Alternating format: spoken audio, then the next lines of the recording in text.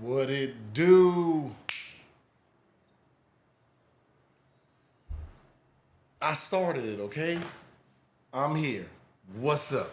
How y'all doing? Oh, man.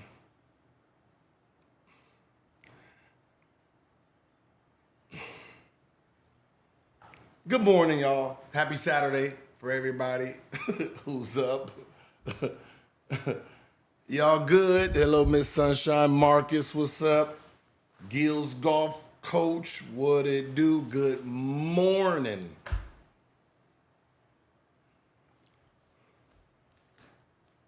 Look. I'm gonna try to be as nice as possible here, right? I'm gonna try to be as fair as possible because for some reason, the formal number one pick in the 2001 draft seems to forget his career. Like it eludes him. Like I think because he lies so much to you guys, he thinks his career was actually better than it really was. And when he's out here projecting expectations on people, well, not even people, just one person. He only talks about one person. It's a little unfair. Like when I say unfair, I mean, do not expect something from someone who was drafted damn near last and put them on the same expectations as someone who was drafted number one. That's just unfair. If you come from a place of trying to help and give them guidance and say shit like, you know, you need to learn from these pros. You need to learn from the greats because they only here for a certain amount of time, and you need to absorb some of their greatness, the knowledge part of it, so you can be better moving forward for you. I can get it, but he don't do that. It comes from a place of what he does is his career, his expectations, he pushes it down, and then everybody who's below him, he pushes their expectations up. He does it with everyone. Oh, Bronny James is supposed to average like 20, 15, and like that's what he does. And then he has an excuse for what he did and who he was and how he played. So I'm the one that's gonna remind him and them goofballs on the other side of Kwame Brown. Let's just answer some of these things. There's a reason you wasn't successful at your job, your thought process. It wasn't the physical attributes, homeboy. It was how you thought. That's why you didn't succeed.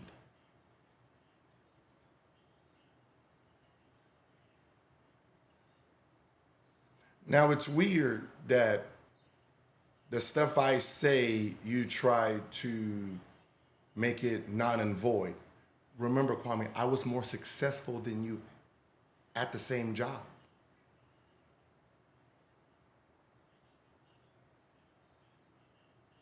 You were the number one pick. I was the Bronny James. Well, technically, I wasn't the Bronny James, but I was in the second round and I was better than you at the same job. You had all the advantages of everyone, sir, and I was better than you at the same job. See, what you try to do is you try to use your job and compare it to everyone else that's regular. Oh, I made $66 million. Yeah. So all the regular people are like, oh, that's a lot of money. Coming from the hood, that's a lot of money. I'll be glad I made 66 million. The number one pick in the NBA draft, playing 13 years, making $63 million is a fucking failure. See, it's not a failure for life. No, of course not. For your job, it's a failure. Yeah. You know it, right? The number one, like, when it comes to scale of making money, sir, the number one pick, right, makes a certain amount. The last pick makes a certain amount. So if it's a fair scale, you will make more money than the last pick. You will make more money than the second, third, fourth. That's how the scale works. You're the number one pick. You get the first piece of the pie. You get to take the big piece and then it goes from there, sir. That's how it's supposed to be made. So when you say you made $63 million and you got your mama the golf course and all that, congratulations. What did the number two pick? What did he do? How much did he make? The number 10th pick, the 12th pick, the 20th pick, the 30th pick, the 40th pick. You was given the golden spoon. And you want people to clap because you made $63 million. Let me give you a reality check. If me and you switch positions in the draft, let's switch careers. Boom. I give you my career, you give me yours. If you, as the number one pick, made $171 million on the court, you still failed. Think about what I just said. If you made my money 171 on the court as the number one pick, you failed still. If I made your money $63 million as a second round pick, I overachieved. Second round picks don't make no money like that. Not no six. You have what, 4 years? A second round pick has 1.5 years in the NBA. So a second round pick can make $63 million back then? Are you serious? If people don't understand it, I'm gonna break it down to you in regular life. Let's say you are the manager of your job. See, there's a manager and there's a busboy, right? Let's say the manager works 8 hours a day. Kwame Brown made $100 as the manager, and the busboy worked 5 hours, made $300. That means there's something wrong with the manager, right?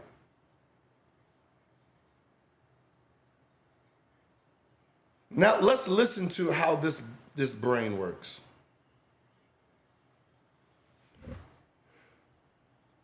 Because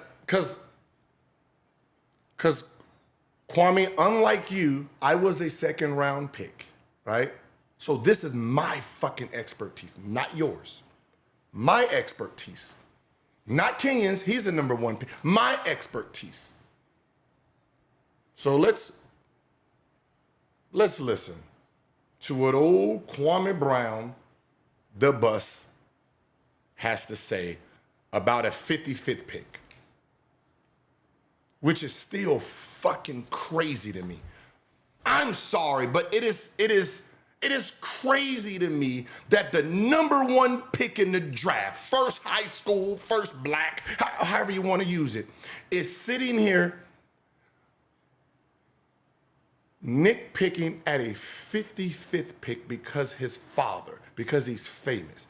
You would expect that the number one pick grades the number one picks.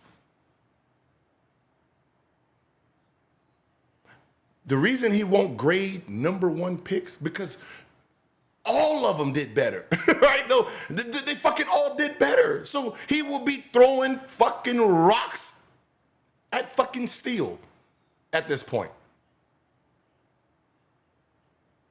The only person he can probably go at will be the kid in Cleveland, the kid that was from Cleveland, who went to Cleveland. That's the only person he probably has an advantage over. Everybody else, he starts getting to talking about how they played, he looks bad. So he'd rather go at people who career won't pan out like that, or who won't have that type of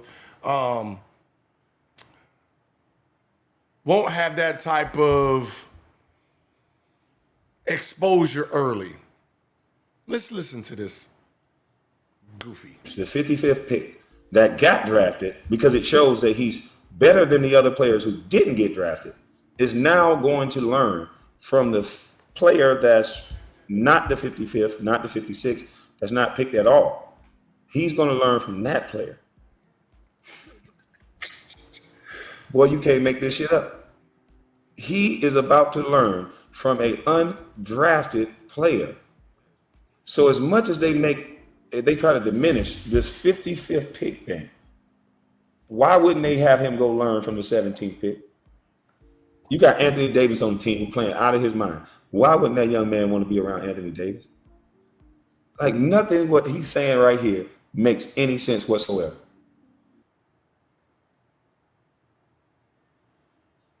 Kwame Brown, I can't believe this came out your motherfucking mouth, sir. Anthony Davis playing out of his fucking mind. Correct. His daddy's playing out of his mind. Correct. What does that got to do with where Bronny is in his career?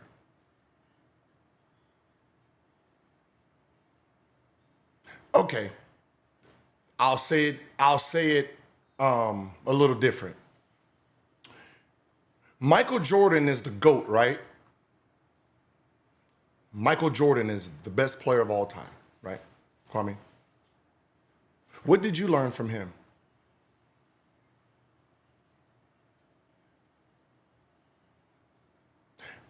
We hear you talk about MJ. MJ practiced every day. He practiced hard every day. What did you learn from Michael Jordan?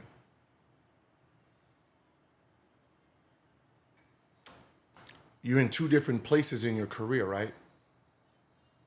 Two different places. You don't comprehend what he's doing because you've never done it before, right? So your brain is not learning from what Michael Jordan is doing.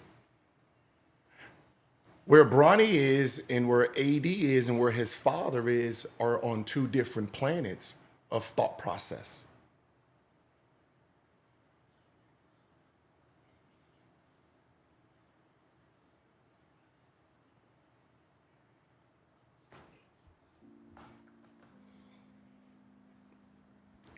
Right? Because he's hungry, he's happy, he's gonna go hard. D-Lo, he's a pro. I don't think him watching D-Lo right now on how D-Lo approaches the game will be, like, it's two different type of players. Like, this is... You think he's watching D-Lo? No, you're watching the point guards. You know what I'm saying? You're trying to learn from the point guards, and... I think he learned from his dad. Even, I don't want to learn from the 4-year-old. What am I learning from a 40-year-old? At this point in time, I'm not learning what got the 40-year-old to his 40th year. I want to see what LeBron was doing his first year, his second year. That's the guy who's coming in and, okay, you got to take 100 side steps, no movement. Like, I don't need him to learn that. But I disagree with you in that matter, right? And that's why I said from the beginning, him going down to the G League is a waste, because no matter if LeBron is 40. Okay, how many times have we heard people in the NBA saying LeBron James is still the greatest player in the NBA? Mm-hmm, now is, what can we learn from a 40-year-old? 1 minute, when Gilbert was talking about this situation, LeBron earned it because he's the best player in the league. He's still one of the best players in the league. Now we can't learn nothing from him. The guy is tallying triple doubles almost every night. But what can we learn from a 40-year-old? The guy just had 39 points the other game. But what can we learn from a 40-year-old? When he plays bad, he's 40 and he's only 39. But they age him out when he's old. You know, when they're trying to make a point that's in his favor, they give him a year. When they're trying to make a point that he's great, they take away the game. He's 39, the best 39-year-old ever. What? Okay. Do you think LeBron James goes through practice, goes through drills at 40 as he did when he was 18 or 19? Do you think LeBron James in practice is working out the same way he did at 40 for when he was 20 years old. What do you think the 20-year-old looked like when he was working out and the 40-year-old? So when I say he's not going to learn, he's learning his dad's speed. His dad is 40. That means the speed that he's practicing in is not what you need Bronny to be looking at. The speed Jordan was working at is not the same speed Kwame Brown need to be going. See, Jordan already been fucking 20 years old. He already been 21, 22, 23 years old. This is Bronny's first time. So him learning, let me show you. Him learning this shit right here, sir.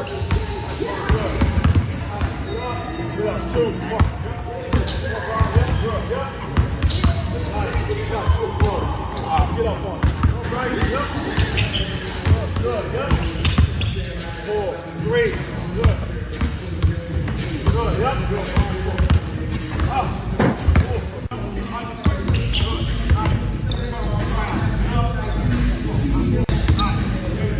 I'm not a researcher, but it's like, and I love it because even like now, being able, the more information you can learn, just the more. This is not the speed that he needs to be working at.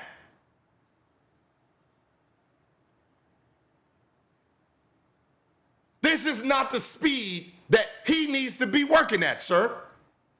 He is a point guard. You need some more? You need some more? Huh? Because he's working with his daddy. The GOAT. Second GOAT, first GOAT, third GOAT, don't matter. One of them. Let's go. Huh? This is the speed, huh? Huh? This right here. You think Kyrie is working at this speed when he's working on his jumper?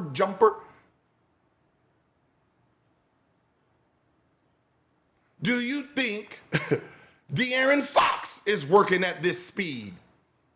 You think Quincy is working at that speed? No. Two different players, two different styles. Bronny James and Quincy are technically the same body type. 6'2.5" guards with their shoes on, right? Love coming downhill. One is a hell of a shooter. One is a shoot first, pass second type. One is a pass first, pass second, shoot third type. So, as a person who had to grind out of the mud, I know who's gonna get him better at what he does. It's not gonna be his father. You see his father's speed. His father's played 20 years. This is his first year. He needs, what Bronny don't have is game speed. How do you work on game speed? You gotta practice it first. You gotta over-exaggerate everything you do, because when you get in the game as a rookie, you are a scared motherfucker out there. It's like your first time in motherfucking Disneyland. You wanna hold on to your mama leg. You wanna hold on. First day at school, huh? Y'all know what the first day of school look like. Those kids, first time leaving their mom, they wanna hold, that's everything scares you. So that means your body is moving faster than it's supposed to. So that means this slow shit you're working on and coming off and sidestep and shooting a regular ass practice shot, that shit don't translate in the game. You gotta over-exaggerate your work ethic in practice, so in the game slows down. Hence why a lot of players' shots don't translate from practice to the game, because they don't mimic reality. This practice, coming in.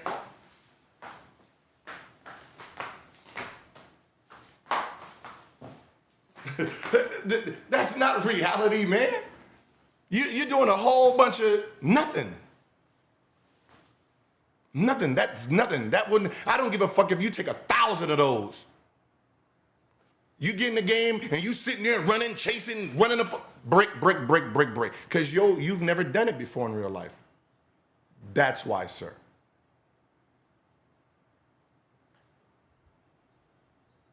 Fucking goofy. Which one is it? Which one is it? This shit make no sense at all. I'm confused. They just ranked LeBron one of the top players in the league. He just got 2 to 3 triple doubles in a row. How can you not learn from that? And the whole thing about LeBron is that he minds the game. So his mind is not 40. His mind is not 40. His mind is not old. His mind is seasoned. It's sharp. But what can you learn? Oh, here you go. Buka Butt. Look at her. Hey, Buka Butt. Kwame Brown, first 5 games, he scored a total. Oh, so it's about me now. Oh. It's always been about you, sir. This is about you. This is about you. This is a personal thing with you. I don't know. You know what? I might just be guessing. I think the idea of LeBron number 1 eats at you because you didn't do it. You was the first one and you didn't do it, right? So I think that hurts you a little bit. I think it hurts you a little bit. He became who you were supposed to be. And it's deep down, right? Because you can never explain why you don't like him. You can't explain why you don't like LeBron. What did LeBron do to you? There's nothing you can say. You'll start talking about shit that has nothing to do with you personally. Oh, I don't like the way he I don't like the way he throw his teammates under the bus. I don't like the way he get coaches fired. This is stupid shit that has nothing to do with you personally on why you don't like him. And then I think him being a father, putting his son in position to be successful, I think it fucks with your fatherhood because you didn't do that with none of your kids. So I think there's a whole lot of shit that's going on that's personal for you. So you nitpick at shit for no damn reason.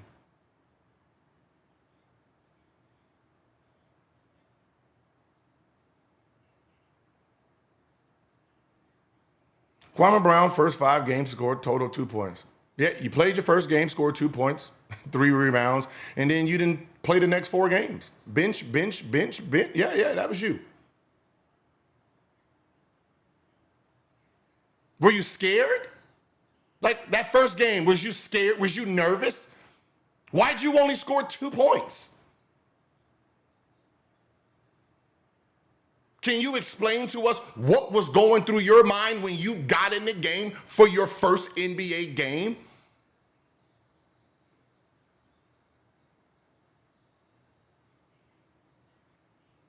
I don't know if you noticed, but the person you picking on, it's weird. It's a weird thing. Weird stat. You was in preseason and you was in summer league, right, Kwame? You played summer league, right, Kwame?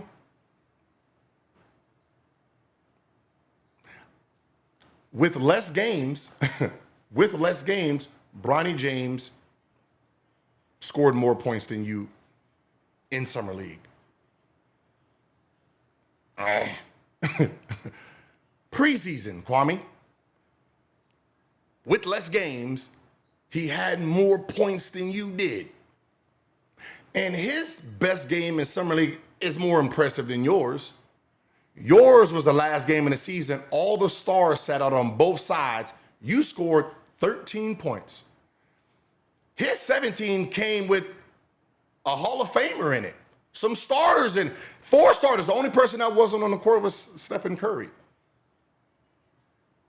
So he had a better summer league and preseason.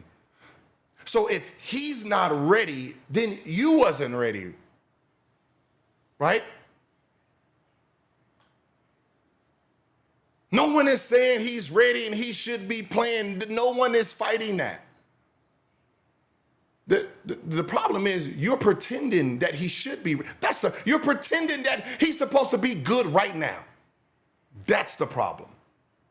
When you wasn't, and you was given the game. Oh, hey, Buka Butt.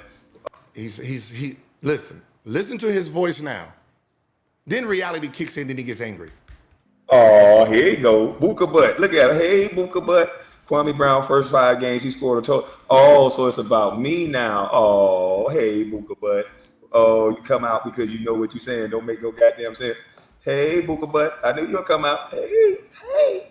Jumper. How old are the coaches? Exactly. The shit this man say is dumb. So as of right now, this is how the NBA is today.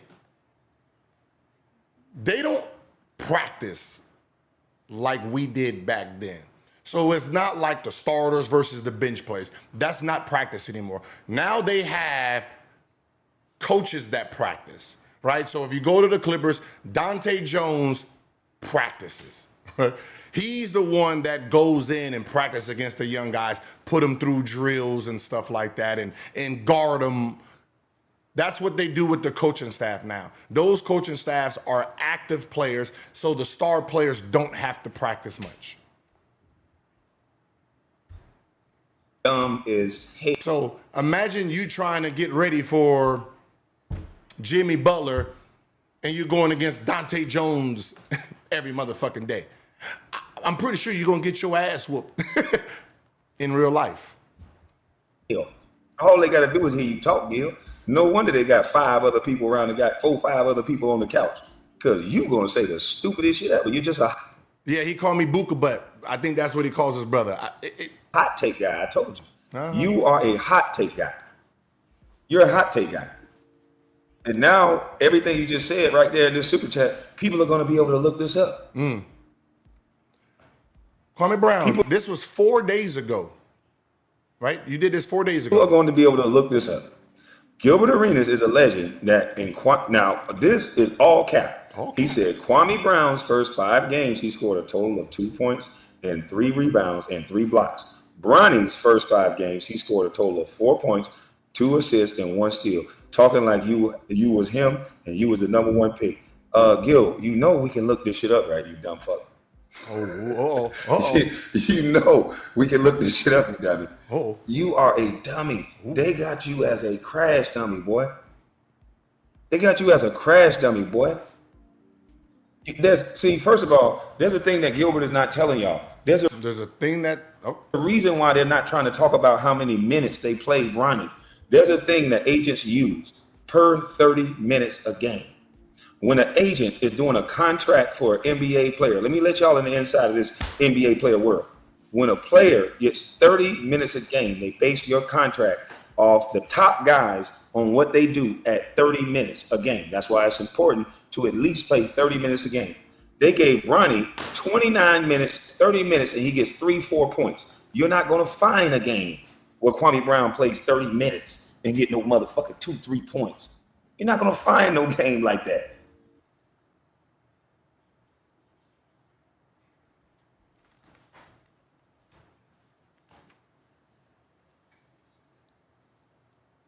Hey, man, just stop. Just stop talking. You know what?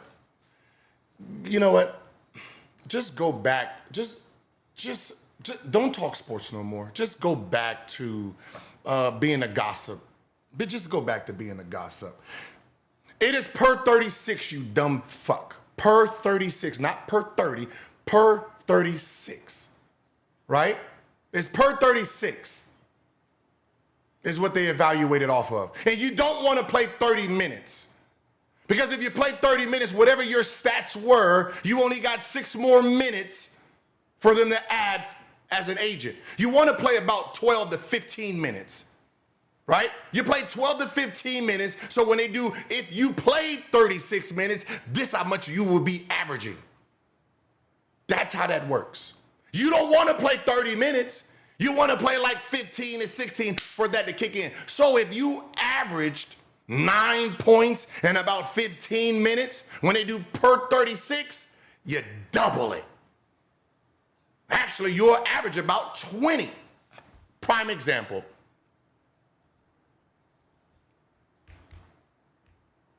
Zach Edey, because I know he don't play those kind of minutes. Okay, so, all right, so Zach Edey averages 11 points, Kwame. He averages 11 points in 20 minutes, right? So that means he has 16 more minutes for his contract. So if an agent was fighting for him, this is what they would do. They will say, per 36 clown, he will be averaging 20 and 12.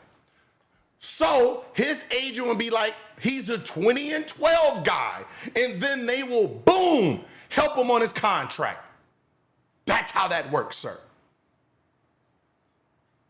Stop talking just to fucking talk, because you're stupid. Now you want to see your per 36? You know what? We're going to go back to what you said the first time. You said I wouldn't find no games. Kwame, I found 7 games you played 30 minutes. Look, I stayed to 30 minutes because you said 30, right? That means I didn't use 28 minutes, 25 minutes, 26 minutes, right? 30 and over. You played 7 games and you scored 2 and 3 points. There's 2 games you played 30 minutes, didn't score shit. Then there's 30 minutes.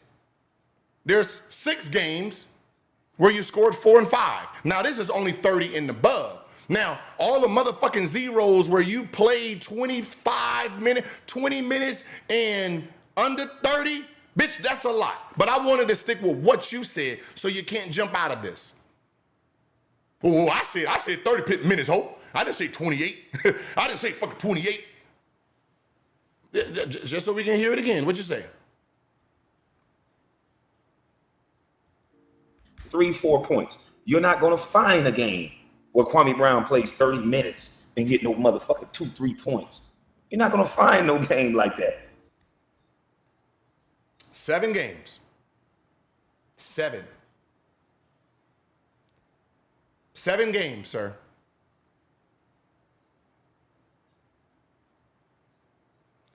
And to be honest, some of these was when you was fucking older, which is more embarrassing. Because you didn't get 30 minutes much as a rookie, right? You didn't play 30 minutes as a rookie. You did this shit when you was older. I think we can all say, wait a minute, didn't Kwame play when Kobe scored 81?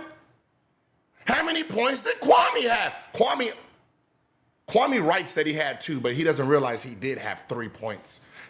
How many minutes did you play that game, sir? You know what? Jumper, jumper, jumper, jumper, jumper, jumper, jumper, jumper, jumper, jumper, jumper, jumper, jumper, jumper, jumper, jumper, jumper.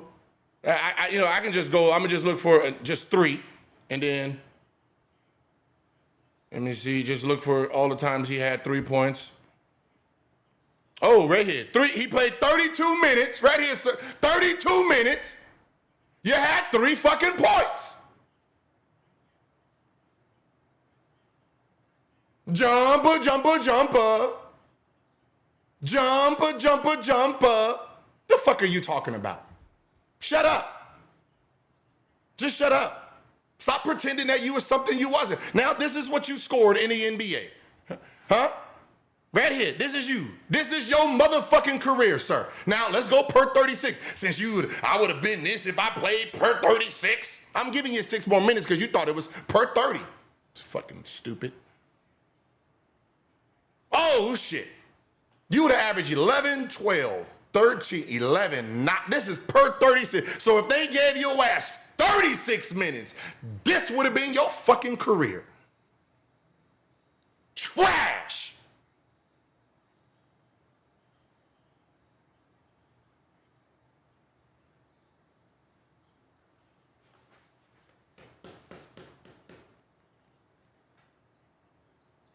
This you. Yeah, this you. Per 36. Huh? Shit. If you add 36 more minutes, if you add motherfucker a whole nother fucking game, yeah, maybe you'll average 20 fucking points.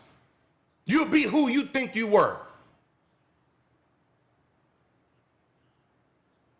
You damn near got to play 2 games to beat Zach Edey.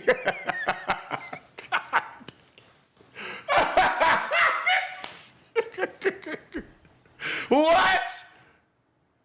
What? Are you kidding me? This is the person that's telling somebody how to play the game, critiquing their game. This is you, sir.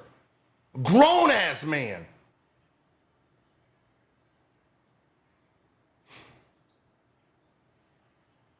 Jumper, jumper, jumper. Ooh, Bookie butt. Hey, Bookie butt.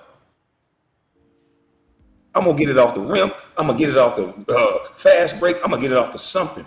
It's per 30 minutes, Gil, you stupid bitch. And that boy has been playing in preseason 29 minutes. You can show a game where they put me in 4 minutes and yank me out, and then I only got 2 or 3 points. But you ain't going to find no game where I play 30 minutes. See, this is where you get your argument told the fuck up, you silly. Well, obviously, Kwame, all the cussing you did and how stupid I am, you're back to stupid one like normal.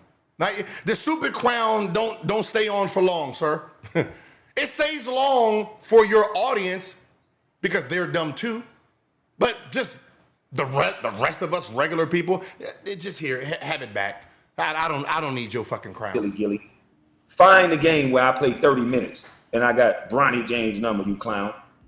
I do this shit for real. Find the game where I play 30 minutes. And then same thing, per 30. They don't know basketball. It's that per 30, that's what counts. When it's time to get that contract, it's based on your per 30.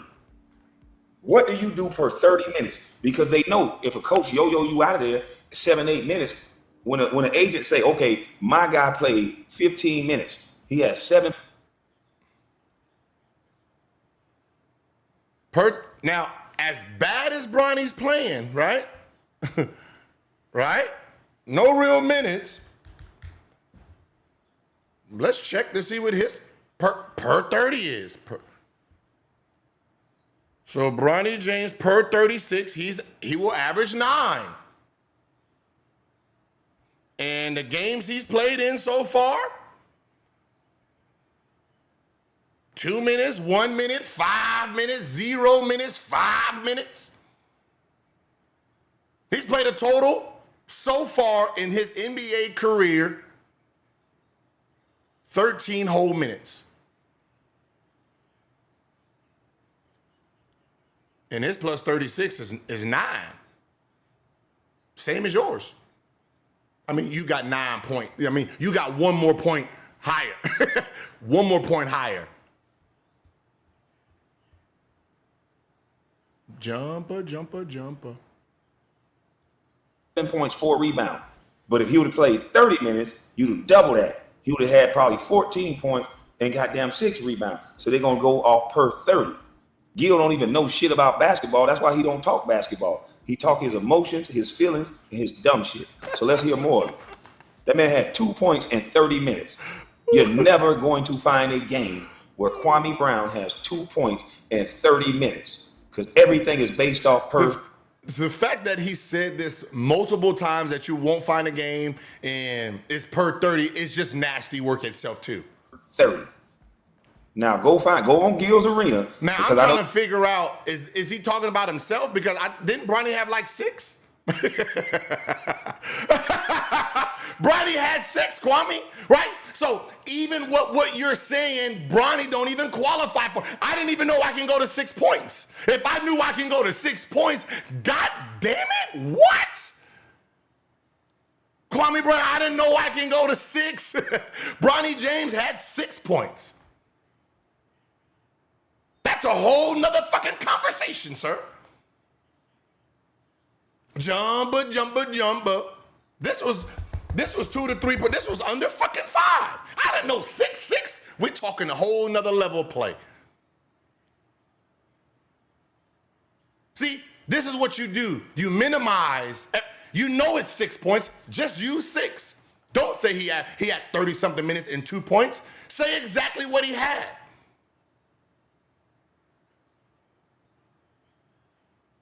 You take his points down, move yours up. I would have never scored 2 to 3. He didn't either. He had 6. No, you copy everything I do. Now go on Gil's Arena and talk that per 30, dummy.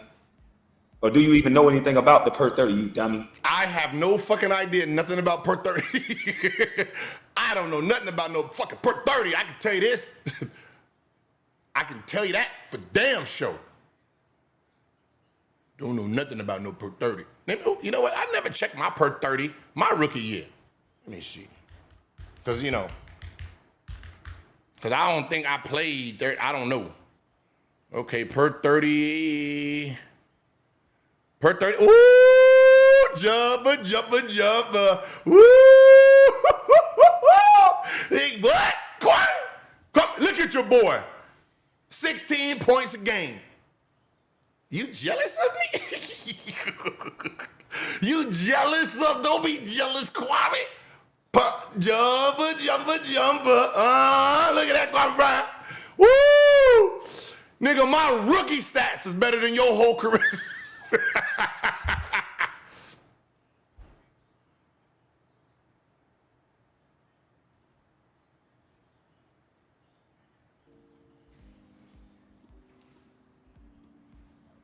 Game 1, 2 points. Game 2, didn't play. So if I didn't play, you stupid motherfucker, how you gonna count the game? Game 3, didn't play. Game 4, didn't play. Game 5, didn't play. So if that's the only way. See, that's the only way you get a Geechee nigga down, nigga. I bet not play.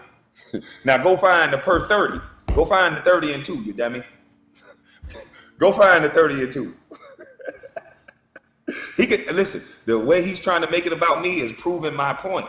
He just jumped out of nowhere because he know what he's saying don't make no sense. I'm 42 years old. It don't matter what he's saying. And people gonna look up what he talking about and know he capping.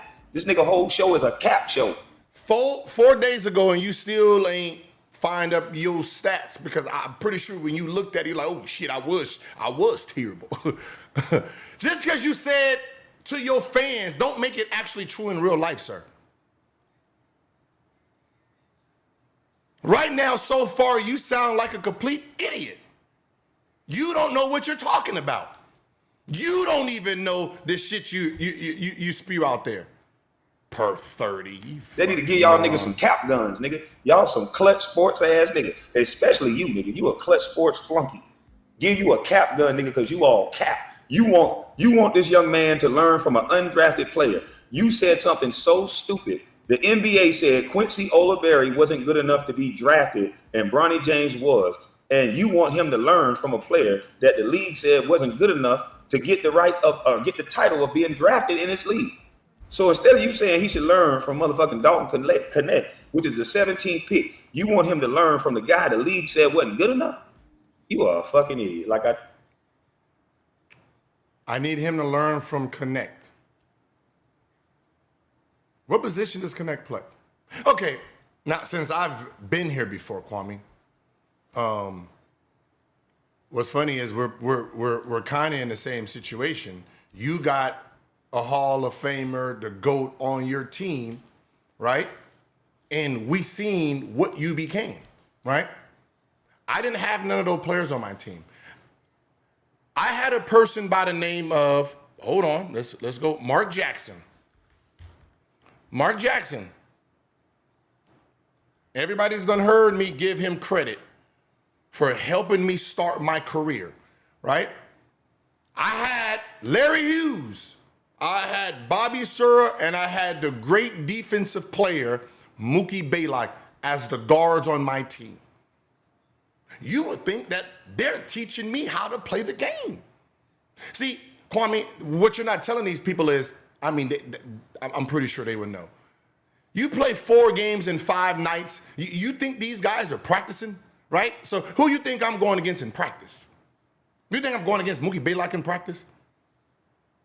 You think Mookie Blaylock is going hard against a rookie in practice, right? You think he's trying to really go at me or do no, right? This is where I learned the game from. Mark Jackson, just so he came in the year before, played the last 48 games. The year I'm there, he averaged 4 points. He played 12 minutes. 12 minutes, Kwame, this is when you've always heard me give credit to Mark Jackson. This is what he did, right? Did he get drafted? I don't think he was undrafted. This guy right here, 27 years old. We can go. Look at his minutes when he came in. Look, 0, like this. We was together. Shit, we was together. Well, I played some of these games. But I played some of these games right here with him. But what he did, Kwame Brown, and then the other person that helped my career, right here. Point guard, Dean Oliver, sir. 5'11". Dean Oliver. Look at his career. Woo! This is what he averaged. Huh? Right here. He played 2 years with me. Boom. Right here. He played 20 games. Right? Want to see what he did? Woo, look at this. Yeah. And I know what you're thinking, Kwame. How did you learn how to play the game from them? Because one, me and Dean was fighting for the same minutes.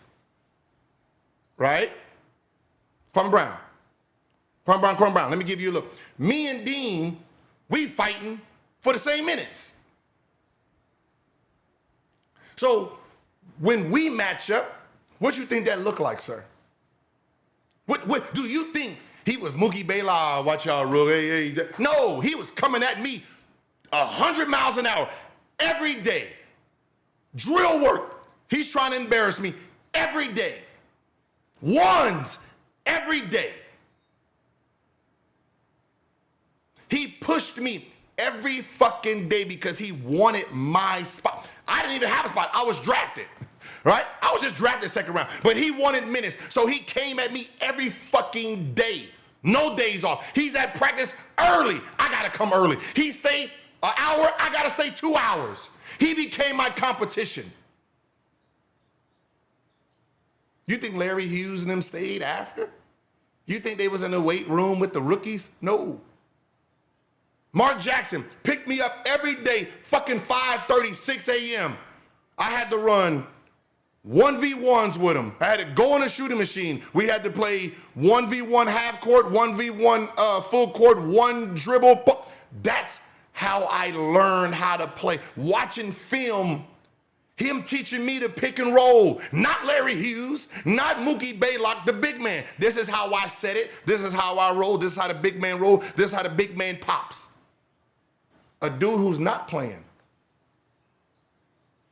Dean Oliver was a point guard. I was a shooting guard in college. Like Bronny. As a shooting guard, how many pick and rolls do you think we fucking did? To be a pick and roll expert. To come downhill, sir. I didn't know what the fuck none of that was. I told you a story. My first pick and roll against the Lakers in Hawaii. I come off the pick and roll. Robert Horry just showed it. And I got scared and fell. He stole the ball, made a motherfucking layup. Oh, because I led my team in scoring as a shooting guard, not a point guard. We didn't run that. So I had to learn that. So Dean Oliver is great at pick and roll. So I had to mimic how he played the pick and roll until I understood. So I would try this again. There's a kid by the name of Quincy who's fucking hungry, who wants to be in the NBA. That means Bronny's real competition right now will be Quincy. Because Quincy is gonna go at him like no other. Quincy is gonna test his offense. Quincy's gonna test his defense. Let me show you something. Because you probably still don't get it, sir. You probably still don't get what I'm talking about. This is why I will want Quincy. He's a senior right now. Let's just hear him. Quincy Oliver, what is the significance of that R after practice? It's our defense. You know, we're really trying to make defense important this year, show that we're not just an offensive team. And this is just a symbolization of everything we model, which is communication, effort, and just a little thing. I don't know what's going on here, but God damn it, Quincy has the chain on, right? So if they're giving out awards at the end of the practice, the senior has it. Boxing out, being in the gaps, and things like that. I noticed in practicing the running drills, you were first. Yeah. Is that on purpose, that intentional, or just get us in great shape? Oh, I mean, it's definitely intentional. You know, I've always tried to be first, even when I was a freshman, but now as a senior, it's even more important that I got to lead by example, show the young guys how it's supposed to be done. And whether I'm tired or anything else, I'm supposed to do the right thing, whether that's lead from the front, talk when I'm tired, or make the right plays. First practice, fall practice, how do you think it went? Now, I wouldn't want Bronny James to work out with a guy who goes hard always. Right? When Bronny James is racing, who you think is going to be pushing him? Who you think is going to be the rabbit? The dude who's trying to make the job. Like, it's weird how you guys say, okay, he came from the mud. He's hungry, right? So this guy is hungry and Bronny is privileged, right? How does Bronny learn how to be hungry if he doesn't see someone who's hunting? See, that's the difference. Quincy's a hunter. He's outside the zoo, right? He gotta get his own food. Bronny's inside the zoo, just chilling. Bring me my meal. Huh? That's what you say, right? Bring me my meal. Huh? Man, it's 12. This motherfucking hoe ain't done. Okay, I'm about to give her motherfucker 2 more minutes before I growl. Let her know I'm hungry, but she kind of late. No, he's out there hunting. So I want to take this cub, put him with that cub. Let that cub teach him something. This has nothing to do with your accolades. This has nothing to do with accolades and, oh, no. Because if that was the case, motherfucker, then you're supposed to be one of the greatest motherfuckers that ever played this game. If it's about accolades, you're supposed to be the greatest or second greatest.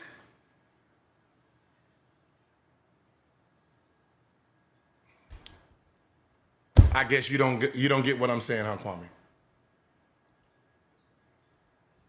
Let me try this again. If it was about accolades, Kwame Brown, and accolades somehow taught you how to play, then you should be the second or third greatest player that ever touched this game. You should be one of the hardest working motherfuckers that ever touched this game.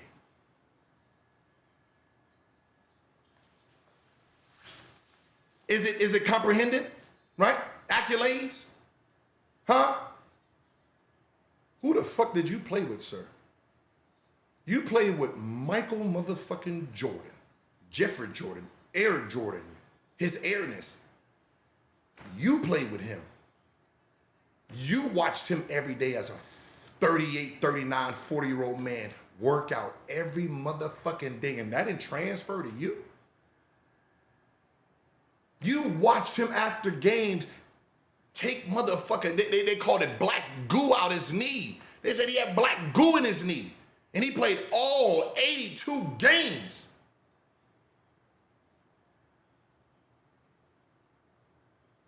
And then you leave. And then you go with motherfucking Kobe Bryant. During his prime, Kobe Bryant, you had Michael Jordan and Kobe Bryant. Accolades. Not a 40-year-old Michael Jordan. You had a young, vibrant, 81, 63 Kobe Bryant to teach you. And then to add motherfucker extra on top, god damn it, you had motherfucker the best coach that ever motherfucking graced the goddamn thing. You had Phil fucking Jackson.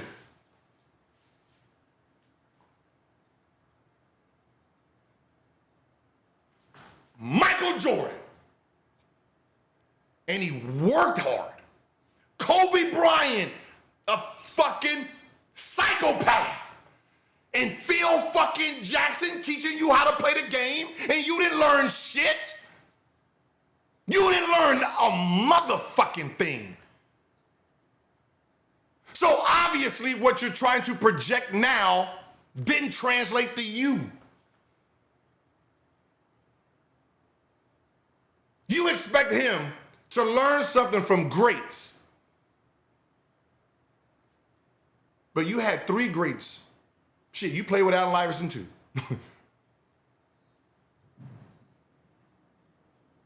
And you You had Ben Wallace and Rasheed Wallace. They didn't teach you motherfucker nothing, huh? They didn't teach you. You had fucking Ben Wallace, Rasheed Wallace, and they didn't teach you nothing.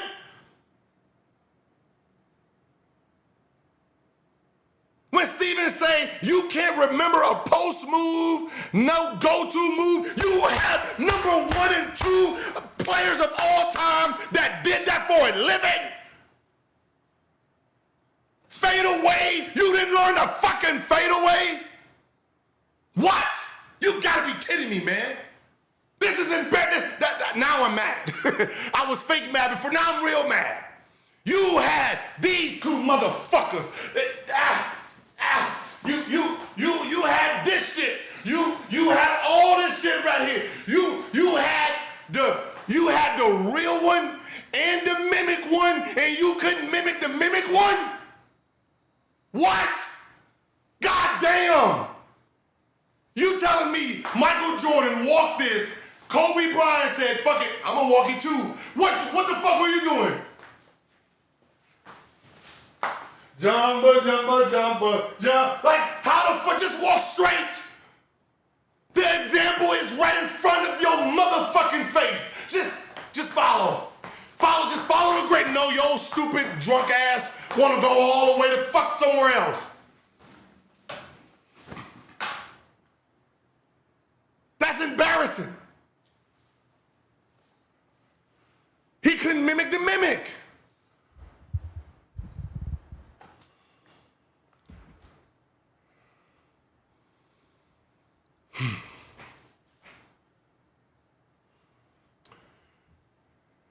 I told you, boy, you dumb.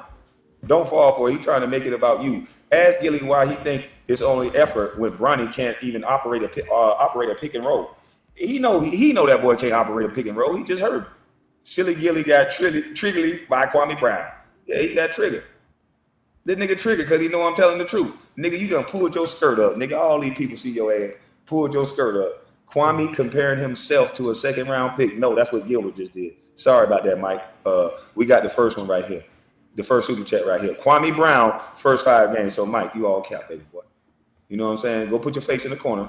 We gonna block your ass. Put your face in the corner. We gonna block your ass. Nigga, that's what this nigga ain't said nothing worth getting blocking, but you gonna block. He said about me. Put your face in the corner, Mike. You don't need to learn from you, Kwame. I tried to tell him that, but he too arrogant. He a fucking dummy. This boy don't even know how to come off a pick and roll shoulder to shoulder. Gilbert Arenas is a point guard, and he couldn't even say, because I believe he getting paid by Clutch Sports. He couldn't even say, Bronny James need to slow his pace down, catch the ball, wait for a screen, go off that screen, shoulder to shoulder, get downhill, step to the left so he keeps the guard on his back, and then he gets to get into the work. He couldn't even say that. He said the only thing he need to do is he too passive. What? Nigga, you tripping. And you supposed to be an NBA player or former NBA. See, this is why, listen, when it comes to certain things, you just can't listen to certain people, right? Right?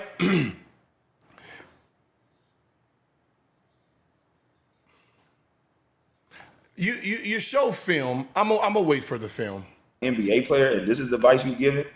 Because, Kwame, I got film on you too. And I want to see if you about that action that you talk about. Because what you do, I'm going to do it to you. Nigga, you a clown. You're not. It's this way. He said, ho, bro. Nigga, that's still LeBron. LeBron out here. Like him learning how to watch film and do all that and learn how to be a professional. He's been with fucking Bron 20 years. I'm not worrying about what he's going to be off the court. I'm not going to worry about him coming to the gym early. I'm not worried about none of that because he has who he has around him. I'm talking about understanding and learning your game pace. Your game pace. See, Kwame was fast as fuck, but Kwame worked out like he was fucking 40. So when Kwame got in the game and his antlers went up and he's fucking taking off and you throw the ball and he can't catch it, Guess what? He never trained in practice that speed. He never trained in his workouts moving that fast and catching that ball. He worked out like an old man in the post, do the little 1-2, hook shot. When the game kick in and everything speeds up, he never had that game. That's why he couldn't catch the ball while he was running fucking full speed. Never practiced it.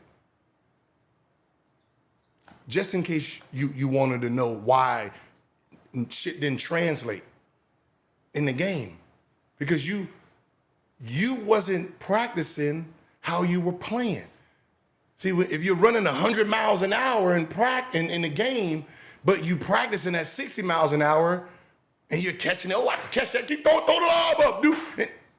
And then in the game, throw the lob up and your ass fucking fall out of bounds, goofy motherfucker, because you're running 40 miles faster now, stupid. Fucking goofball. Getting triple doubles every night, nigga. That's still LeBron, nigga. See, he talking about the game itself. Maybe Gil meant the pick and roll out of his nose. Man, this nigga here crazy, man. We'll see. I'll go look at the Jank 5 game. I went to New York, tried to block a shot in New York, rolled my motherfucking ankle, and I had a 3rd-degree high ankle sprain. And then Doug Collins did what he did to motherfucking Grant Hill, start pressuring me to come back to play, and I started limping up the court for a few games. So I don't know how the fuck can I play 5 games when I got hurt in the New York game. It doesn't even make no sense what this guy said.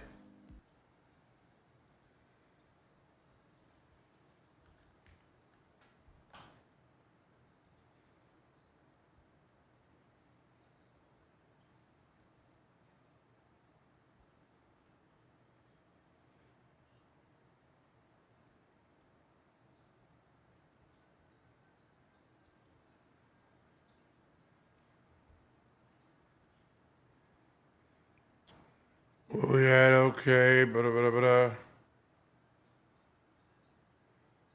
am I looking in the first? I know his ass didn't get in the first quarter. I know his goofy ass didn't get in the first quarter. I'm just being funny. All right, let's see when he would have got in. Okay, we're in the 3rd quarter. All right, Kwame Brown.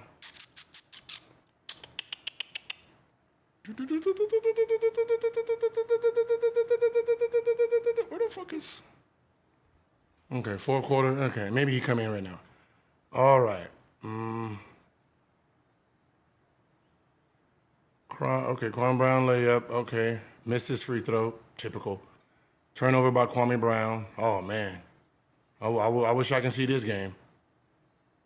Personal foul.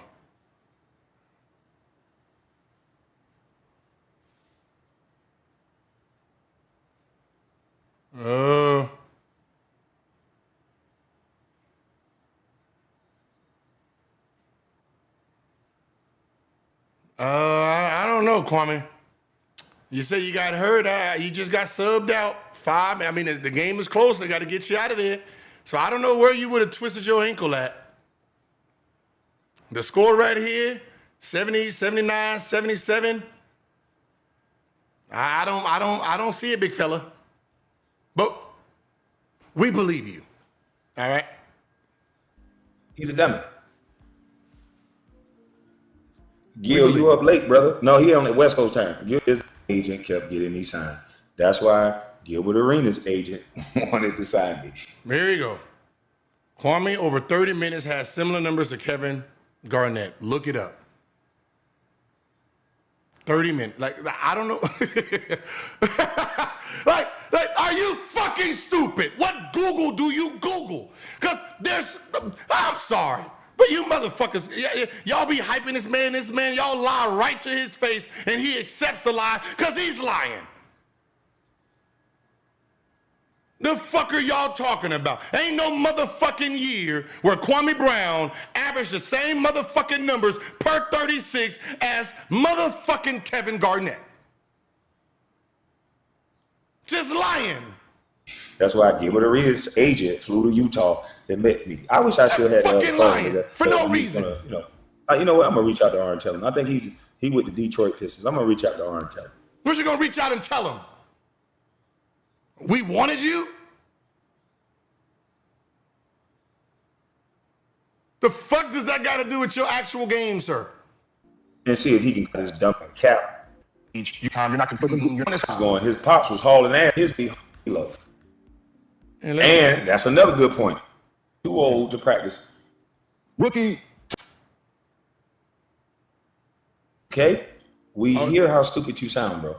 I found the games where I was looking up his 31 minutes, 5 points, 20. Here's the motherfucking dates. I was just hurry up and going through.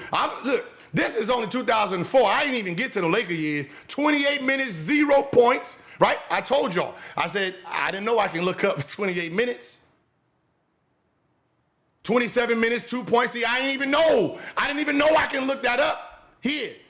But I did it to you. 26, 3 points. Like, nigga, you was trash. You was trash. Yes. In real life, though.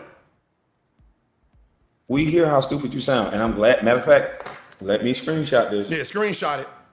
Because I can guarantee you, that, man, this boy is easy work. This boy easy to beat.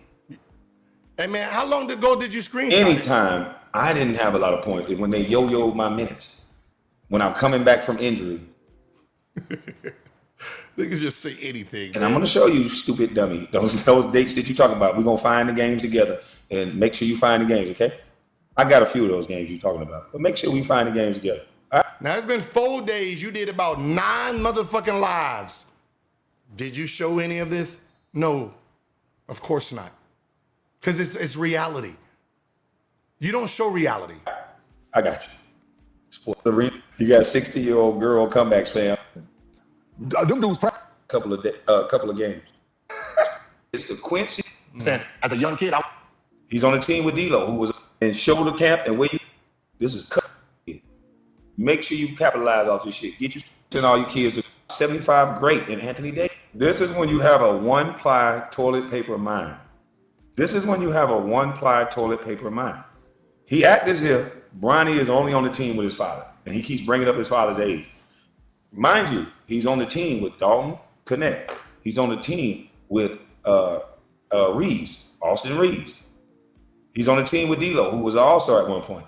D-Lo all-star at one point. Now, this is in the playoffs. This is what a workout looks like at this point in time in your career.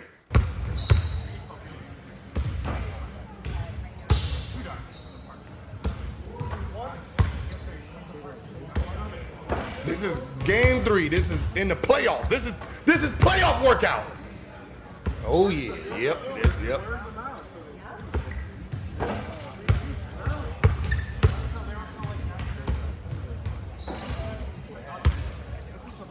Oh, that looks like he's coming off hard. Yep.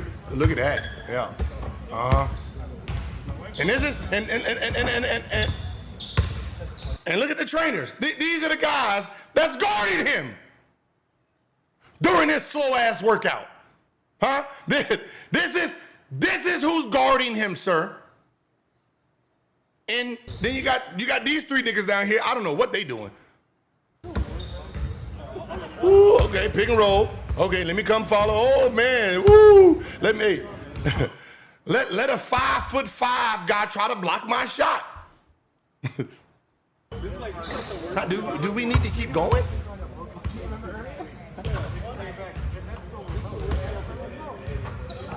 Hey, you see this man right here?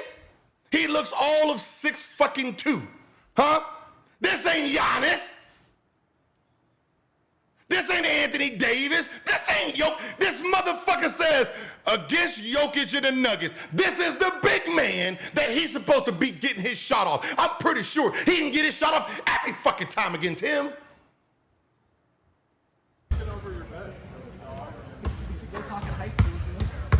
Huh? He don't even have the audacity to get the stick and at least pretend it's fucking win me. See, but this is how Kwame Brown worked out. Kwame Brown worked on his post moves against his cousins, who were all of 5'9". Shit don't work when you gotta go against an actual NBA player. Look at this. Oh, pulling back. Oh, no challenge, no nothing. Huh?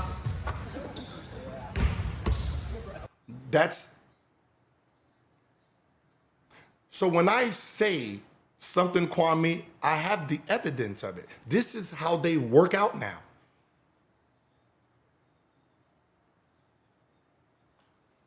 This is how they're training. Training a bunch of ball boys over here. So whoever wants to come and work in the post, who the fuck are they working in the post against? These guys. Huh? If D'Lo want to get in the post right now, this is the guy he's going to be posting up. Seems like false advertisement, don't you think? Stupid. There's a reason you didn't get better. See, when I had to go against the post, I had to go against fucking Mark Jackson. 6'8", 2 motherfucker at 85. Huh? I got to fucking post. I got to play post. And then I got to guard him in the post. Dean Oliver, who is fucking 5'10", easy work. Mark Jackson, that's how I had to learn my post game. Now, you think this right here is helping him for the actual game? You're fucking...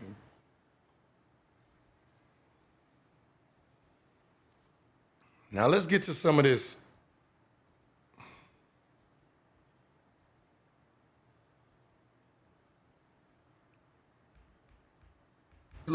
Little arrogant pop sick you didn't give minutes in the preseason. The guy that Bronny beat out, he now needs to teach him how to play.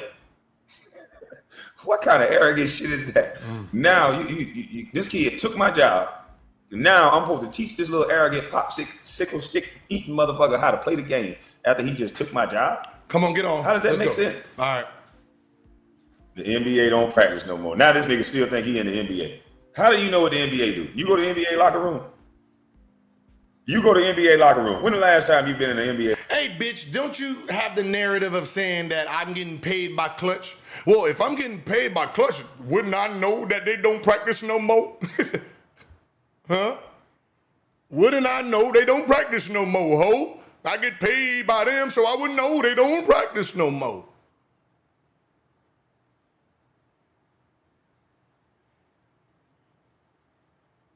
It kind of lets you know how far removed you are from the NBA. They haven't practiced in a long time, nigga. Nigga, we wasn't practicing. I mean, you was practicing.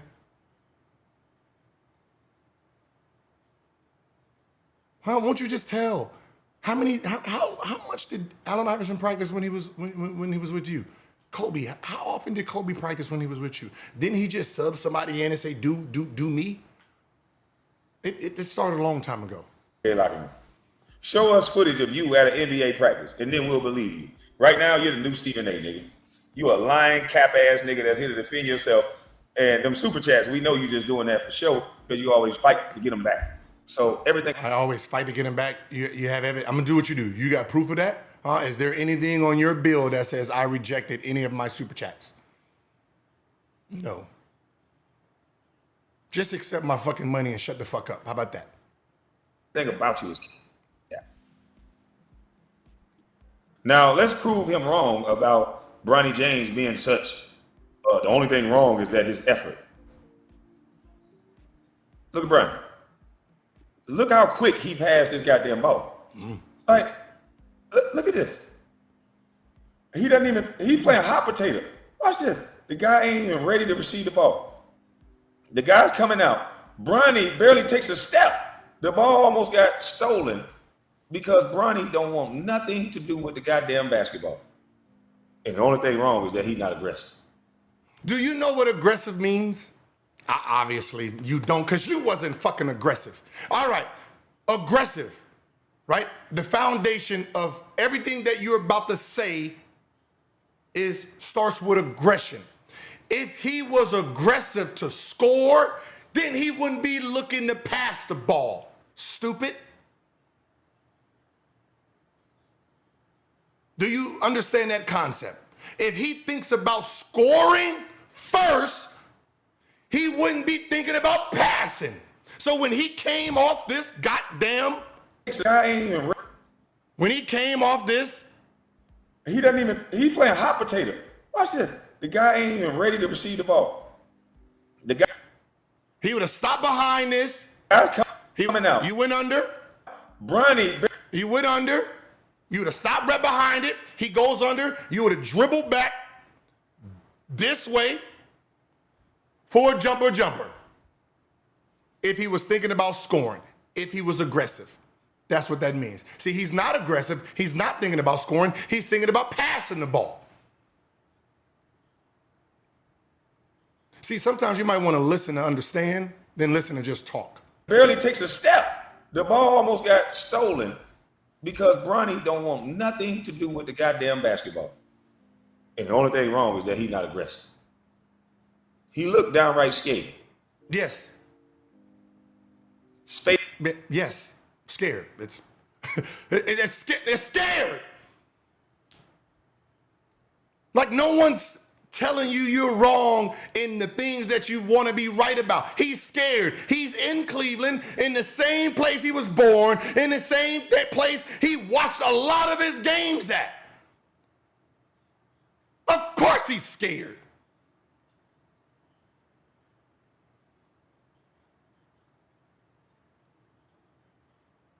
Like we don't know what this motherfucker's going through.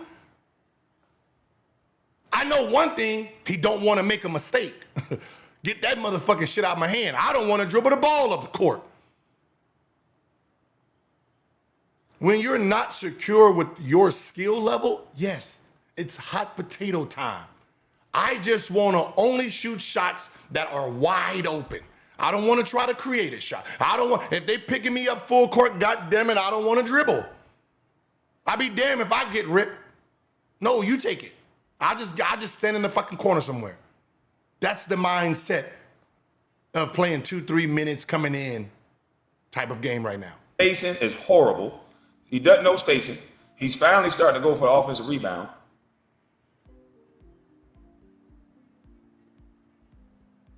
Okay, he gets this steal. Oh my God. See, the only thing he works hard, he gets his steal, he shoots all the time and practices. Only thing that he has that translates right now is just energy.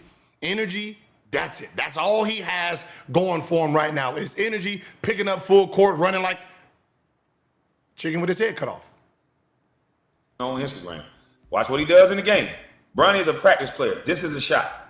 This is a catch and shoot for a score. Catch and shoot? Who passed the ball? You're stupid. How do I know? I played with all the best. Man, fucking catch. This is a catch and shoot shot.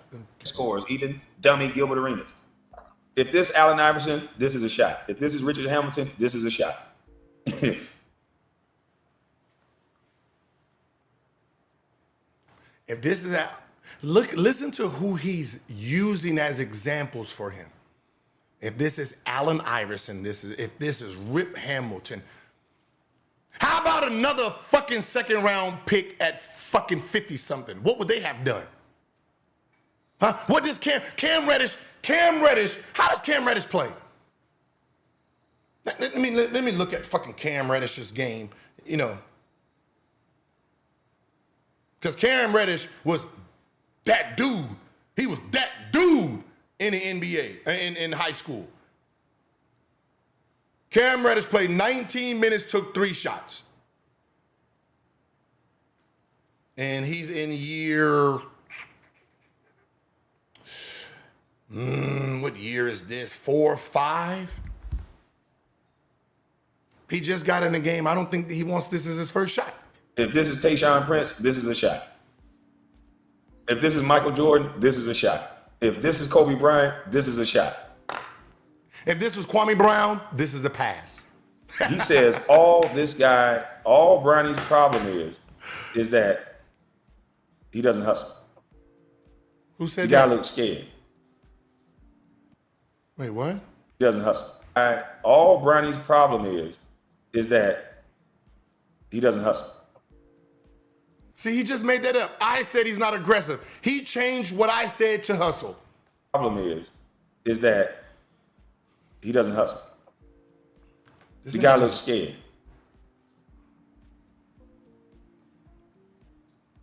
He didn't even look at the rim. Look at his eyes.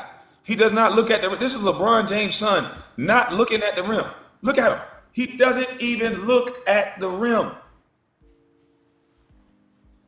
His confidence is on 0. He does not even look at the rim. His confidence is like, I think everybody understands how you get confidence, right? It's game after game after game. Like, this is his second game.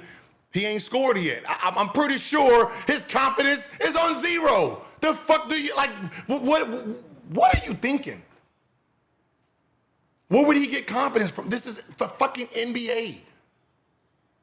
You already, didn't the number 1 pick said, oh man, I was the most athletic player where I came from. Here, I'm fucking normal. This shit is a little difficult for me.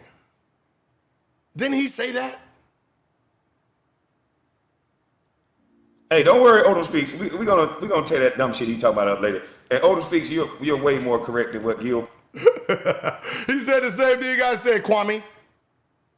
I put out every year what your 30 per 36 was. 11. Put up there, and thank you for that, Odom Speaks. Salute to you, man. Thank you for that. You know he'll try to slander a nigga's name. I mean, the stat slanders itself, because you said you was Kevin Garnett with per 30. This looks like a bum who was a number 1 pick. But thank you for that, bro. I don't know if you think that motherfucker says 31-9, 21-9, nigga. It says 11-9 per 36. But anywho, Bronny James does not look at the rim. Why? He has the green light. Who can tell him not to shoot the ball? His daddy over there. The coach. The other players. Just because his name is Bronny James don't mean he get to do what the fuck he wants to do. If that was the case, why the fuck is he getting in with a minute left? The nigga just got in one game 7 seconds. 7 seconds he got in.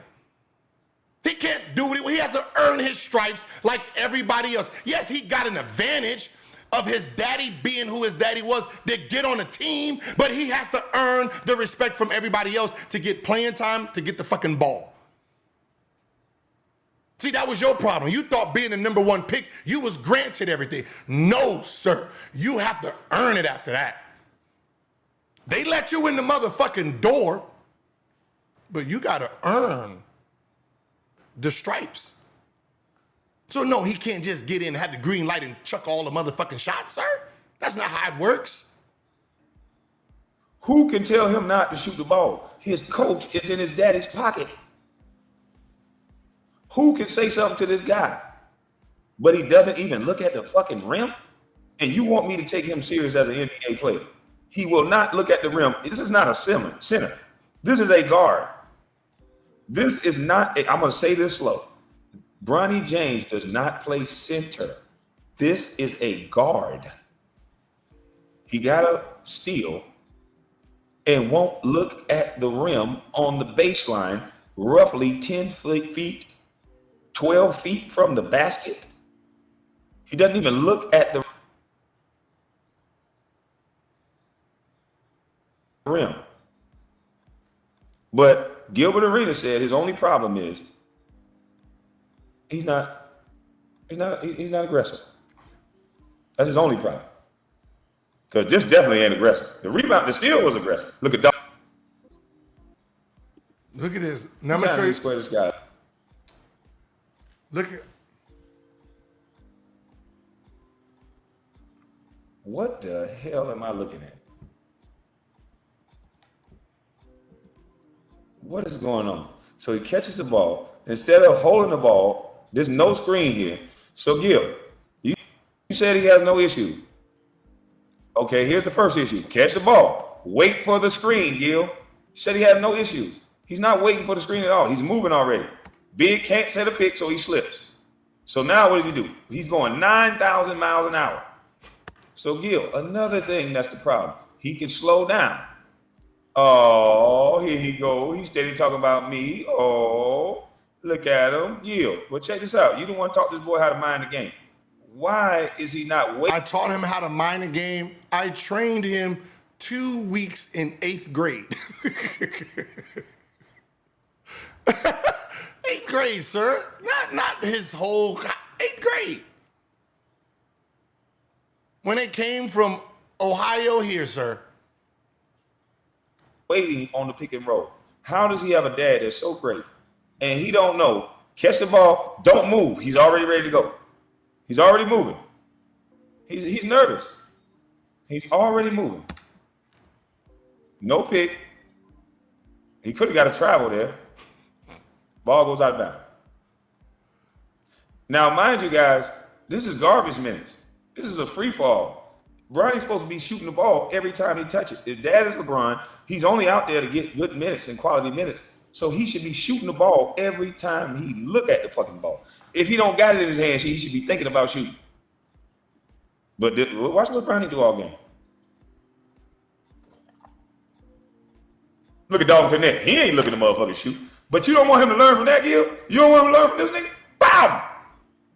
You want him to learn from Quincy Olivera. Quincy, get your t-shirts printed up. Get your t-shirt printed up. Now watch this. Look at this. Hold on. There's another thing wrong, Gil. Tell him to get out the corner.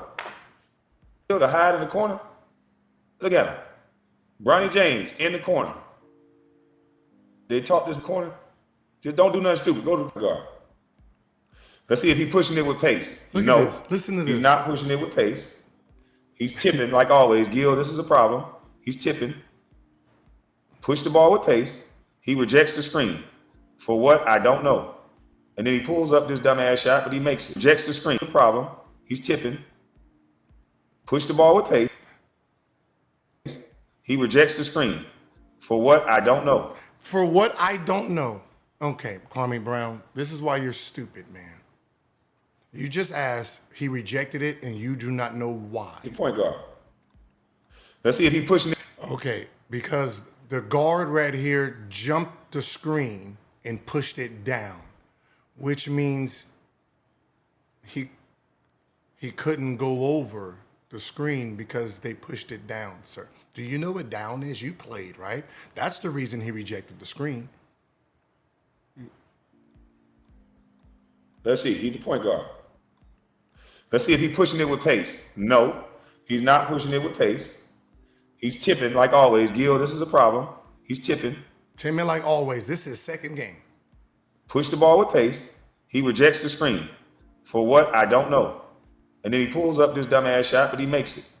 His very first NBA bucket, he called it a dumbass shot because he made it. Nigga, you this is the reason why it's no consistency. There's no consistency. You just said there wouldn't be no consistency when they talked about you. Oh, they put me in for 2 minutes, 3 minutes. It's hard to get a rhythm. That doesn't work here. Why doesn't that work for him? How does it work for you, but it don't work for him? Him playing 1 minute, Kwame, do you need to see, like, I think you think he's playing more minutes than he really is. I think in your mind, in your narrative, you think he's out here just hooping. Like, he's just out here, like, Kwame, 2 minutes, 1 minute, 5 minutes, 0 minutes. This is 7 seconds. Right? The game you're talking about right here. 5 minutes, sir. This is his minutes. What are you talking about? Huh? Here, y'all know I was a high-level scorer. I was an NBA All-Star, All-NBA player. One of the top 3 guards in the NBA, right? We can say I averaged 29 a game, right? I turned into something. Now let's look at my rookie year on my aggressiveness. And y'all know I was an aggressive motherfucker. Did not play. 2 minutes, 3 shots, 8 minutes, 1 shot. Hey, obviously, goddammit, these 3 shots fucked me up. 1 minute, 3 minutes, 0 shots, right? 4 minutes, 1 shot. I didn't get the season started Halloween. I didn't get my first NBA bucket till January 16th. 2 months into the season. This is how I played. This is how it was reflected. When you start giving me consistent minutes, I start playing consistently. At the beginning, being nervous, this is what it looked like. It's called basketball, Kwame. There's only a few people that come into the NBA that's good at the beginning. The rest of us have to learn how the game is being played. Now, damn much. What Gilbert Arenas is telling us is that Quincy is really better than LeBron James. See, this is why I said Quincy might be ahead of him. He should be. Wouldn't he use the example like Austin Reeves? Like, he can say what he want. Austin Reeves know how to run the pick and roll. He goes shoulder to shoulder. He keeps the guy on the Well, that is great leather coat couch that you had upstairs in your living room. Oh, I can't do this. You got some good ones out for Brian. And come up with, no matter how ludicrous it sounds, they gonna make it that way. But Gil, my thing is, Andre Bloche or Bloch was your rook. That they gave him to you in Washington. Was you there, KB, when he was there? No, I left. When Andre was on the team? No, I was gone. Okay. Yeah. So Andre was his rook. They gave him, he was 19 years old. Gave him to Gilbert Arenas. And what did you decide to do with him, Gil? You ran that man through all kind of pranks, doing all kind of things to this guy. Instead of trying to develop him as a player, all you did was pranks, and pranks. And end up destroying that man's career. And JaVale McGee, you pranked everybody except for him. And you want to know why you did that? Because you sent Andre Bloch to do it. And once he tried to prank JaVale McGee, and JaVale McGee put them hands on him, you said, oh, I don't want none of that. And that's the only player you never pranked on the team. You did not mess with JaVale McGee. So you said, oh, he got hands. You sent your rook up for all this abuse. You showed him all the things that they supposed to avoid, and you ruined that man's career. That's what he do. He fucked up Nick Young's career too. Yeah. see, these are the stories that they go on here and they just say it. And it's truth. Now, Washington. Pom-poms out for Bronny. Unfortunately, sir, Andre Bloch wasn't my rookie, sir. He was a rookie on the team, but he wasn't my rookie. Like, Kwame just left, so the team is now becoming mine. I'm worrying about my greatness. I didn't have a rook until I got hurt. Andre Bloch wasn't hanging around me. I did not prank Andre Bloch. Actually, Andre Bloch got shot before the season. His veteran was Peter John Ramos, right? Another big guy, Puerto Rican guy. That was his veteran that he hung out with. Peter John Ramos, Kwame, if you forgot who he is, he's the guy that pulled up in the limo when you had messed your arm up and they took you to the hospital. That same Peter John Ramos, yeah. So the same person that saved you from getting in trouble is the one that saved Andre Bloch from dying, because when he got shot, he held him off, picked him up, and got him to safety. That same Peter John Ramos, just in case you want to know. I know you're not going to address this part of it because it's real. But yeah, that was his rookie. Wasn't mine. Now, Carcino said this here, that I sent Andre Bloch to fuck with JaVale McGee. Now, Andre Bloch came in 2000. Let's see. Bloch. This is why I just say, man, you just don't pay attention to people because they're stupid. He came in 2006, right? 5, 6 maybe. Yeah, he came in 2005, 6. He played 29 games. He was, and JaVale McGee came in. JaVale McGee came in 2009. So therefore, Andre Bloch wouldn't have been a rookie when JaVale got there. Okay, that's number one. Number two is, sir, I told you in the group, and you DM'd me, and I said exactly this. When you asked me about this bullshit, I said I wasn't there. I don't think that registered in your fucking brain, right? I wasn't there means, nigga, I wasn't there, right? Let's see. just some people just stupid. They just, because they have their own little narrative, they miss a lot of key things. So here's a story, Carcino. JaVale and Andre Bloch had one of those intense practices, right? I know you said it was the bus. That was a lie. It was the airplane. So the airplane, they sat next to each other, but because they had this big thing at practice, right? Andre Bloch didn't want JaVale sitting next to him. So nah, get you another seat. And JaVale's like, nah, man, I'm tired. Let me sit down. Like, nah, nigga, you know. And then that fight started. I wasn't there, sir. I know what you're thinking. Gil, you had to be there. Yeah, you had to be there, right? So JaVale was a rookie, 08, 09.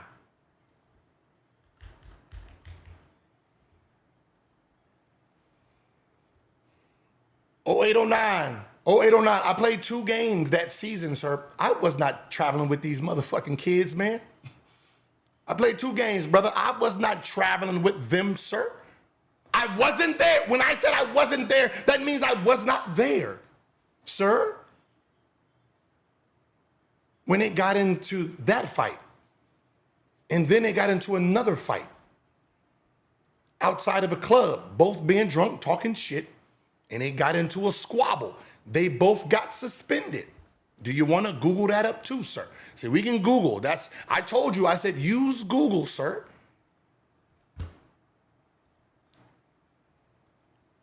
Andre Bloch.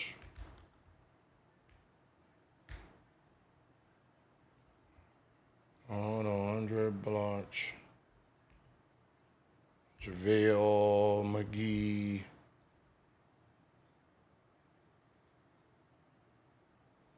Okay, now, sir. Right here, Andre Bloch, JaVale McGee punished. They got inside of a fight outside of a nightclub. Police had to be called. Hey, Allen Iverson was there. I heard he got into some shit too. It was a big squabble. They was out there squabbling. Look at this date, sir. December 25th, 2010.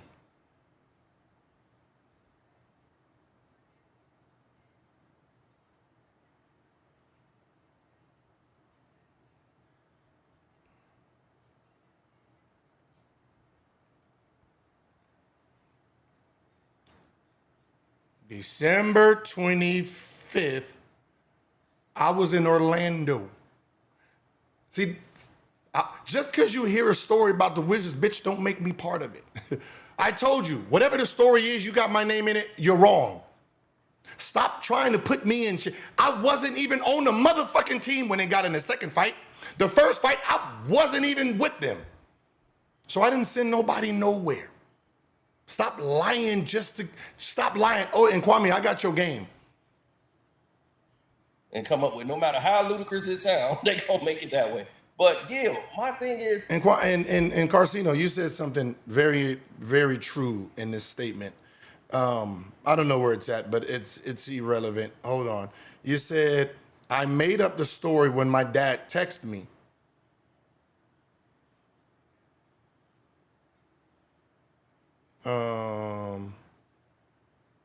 When the Bronny thing happened.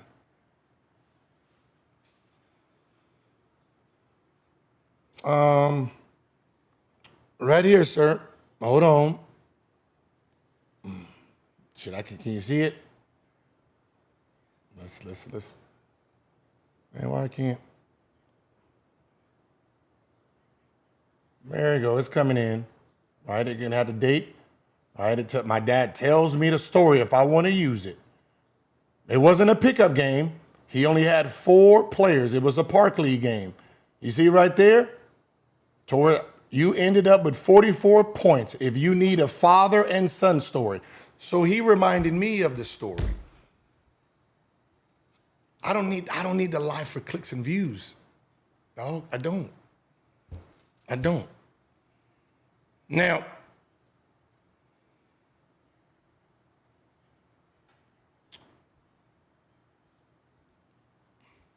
Now, this is the one he did yesterday. I was going to go live yesterday, but the shit they're saying in here, it's funny, but here. I got my swagger dash, and I would like for people to come on up, and I want you to bring your evidence. I want when he gets people up there.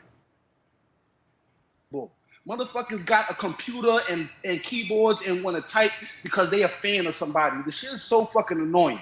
Niggas don't know basketball. They don't love the fucking game. They don't see what's happening to the game right now. The shit is fucking sad. They want niggas to score 200 points a game, not play no fucking defense for the viewers. The shit is fucking whack, man. The shit is whack. My pop played ball overseas in Puerto Rico, kind of cachet that LeBron has to propel his son to be in the league right now. He got his son playing overseas. His son is playing in the Hey. Desmond G, Gil can't fight. I guarantee you don't want to test that theory. I'm just saying I don't think you want to test it. I'm just saying. I mean, you can try if you want to, but I'm just saying, personally, you shouldn't try it. right now. Dwayne Wade got more power to get his son on the team than LeBron, and people don't know that. Dwayne Wade. Exactly. But he understands that doing this shit the right way, doing this shit the way that LeBron is gonna fuck up this boy's career. Let me let you hear Dwayne Wade's words about his son. Watch that. Let us hear. Yeah, I ain't never had to do that before, but I had to because I'm like, you just gonna have to figure. He said, because he told his son, you just gonna have to figure this out. Watch this. Let's hear it. Yeah, I ain't never had to do that before, but I had to because I'm like, you just gonna have to figure this one out, bro. We all have different lives. True. One thing I do know, which is consistent. If you want something bad enough, you would do whatever you can to get that. When it ain't about doing whatever you can to get it, when you tell me you want it, I don't want to hear it because we can all find excuses in every term when it comes to getting in the way of what we want for ourselves. The dream of going to NBA, you thought it was just going to be a smooth ride, bro? You thought you was going to be able to dream it and say, I want to go to NBA, and it's just going to happen? Do you know all the barriers that's going to get in the way in life so you don't get there? It's hard for me as someone who went through all that, be uncomfortable, struggle, not want to do it, but end up doing it, and then end up getting what I wanted. I'm like, you got to get on the other side of hard. Like, that's the only way you reach what you want. You got to go through hard. And so when you're getting complaints back about the hard, I get it. Who the cares? Facts though.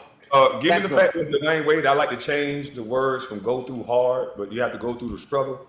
Go through the struggle. You know what I mean? No, we know about D-Wade.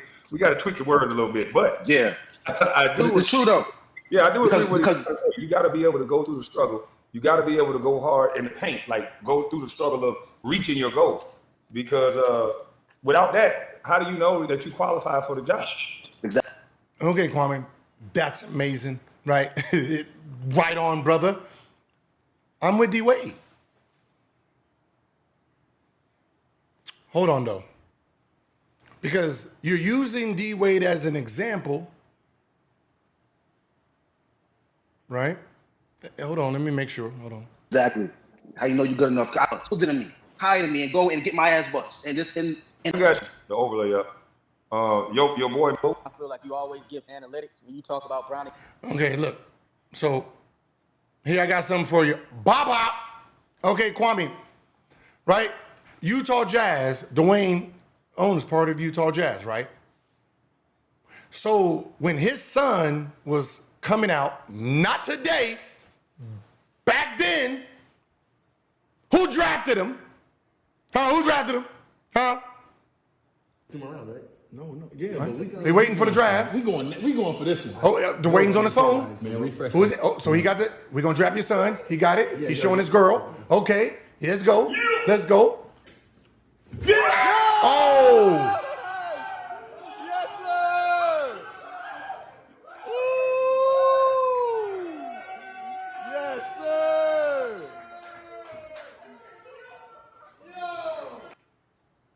Two more rounds, right? No.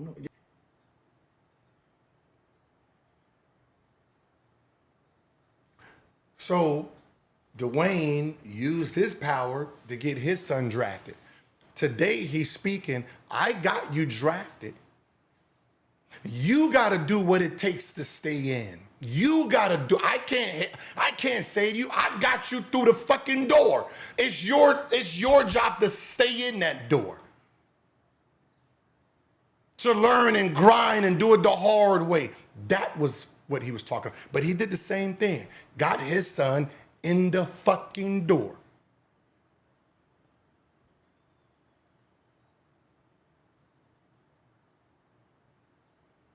You're not very good at this.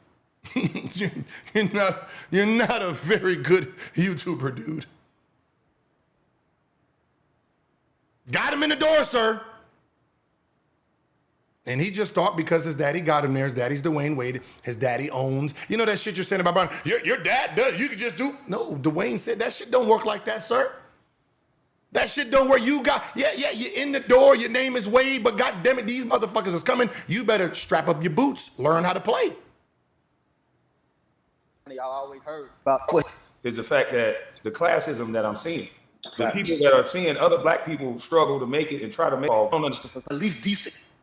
You know what I'm saying? Like the boy is trash. He looks like a little boy playing, even in some of these. Listen, I don't even want to call him trash. Yeah, he looks like a kid that don't know how to play the game that's being forced to do. He looks like a little boy playing with men. He looks like a little boy playing with men. But this is the thing though. Have you seen the way he come off the pick and roll? This nigga keeps talking about coming off a pick and roll. He's not fluent. I can't wait to his movement. Like he almost got the ball intercepted like that. College and high school basketball, bro. It's like you see, this nigga picked out one play and he's stuck on the one play. In this boy's career, that's a Kwame Brown. But when you got LeBron James, you can have professional. The junior of an NBA superstar Hall of Famer ever comes out and is like, you got Curry and Kobe, and that's about it. Everybody else really had to grind to get, their name. And so now Scotty got his chance and he balling. Like if you get 40 minutes in the league, you gotta have 12 and 9 or some shit like that, bro. You can't be out there and you got 2 points, 0 for 1, 0 assists, 0 rebounds, no deflections. Like it's like he's not doing nothing. You're not doing nothing. That means you're not supposed to be out there. So now they're talking about Scottie Pippen Jr. Scottie Pippen Jr., right? Playing very well right now. Okay, Scottie Pippen Jr. playing very well. You guys are giving Scottie Pippen Jr. his dues. Thank you. Now let's go to Pippen Jr. Now, Pippen Jr. came in at 22 years old, 2 years older than LeBron James. We know what Scottie Pippen looks like today. Balling, averaging 11. Let's look at what he looked like as a rookie. The same kid you're praising, let's look at him when he came in as a rookie. Right? He played 6 games, right? 1 minute, got 2 points, 2 free throws, no shots. No shots, right? A free throw, right? He got his first bucket, goddamn it, December. 1 for 5, 4 points. You see his game? The same person that he had to go through his rookie year. Funny thing is, he's 22, Bronny's 20. So when people say, we want to see what he looks like 3-4 years from now, he will be 24. Then we can give him a judgment. Right now, he's a rookie. That's why no one bashes rookies, sir. No one sits and bashes rookies. Only you do. No one bashed you when you came into the NBA. Nobody bashed you your rookie year. Somehow your brain thinks Stephen A. Smith was bashing you at 19. You have shown no proof of that because it didn't happen. It didn't happen. You know what? How about this? Just so we can remind you. Just so we can remind you.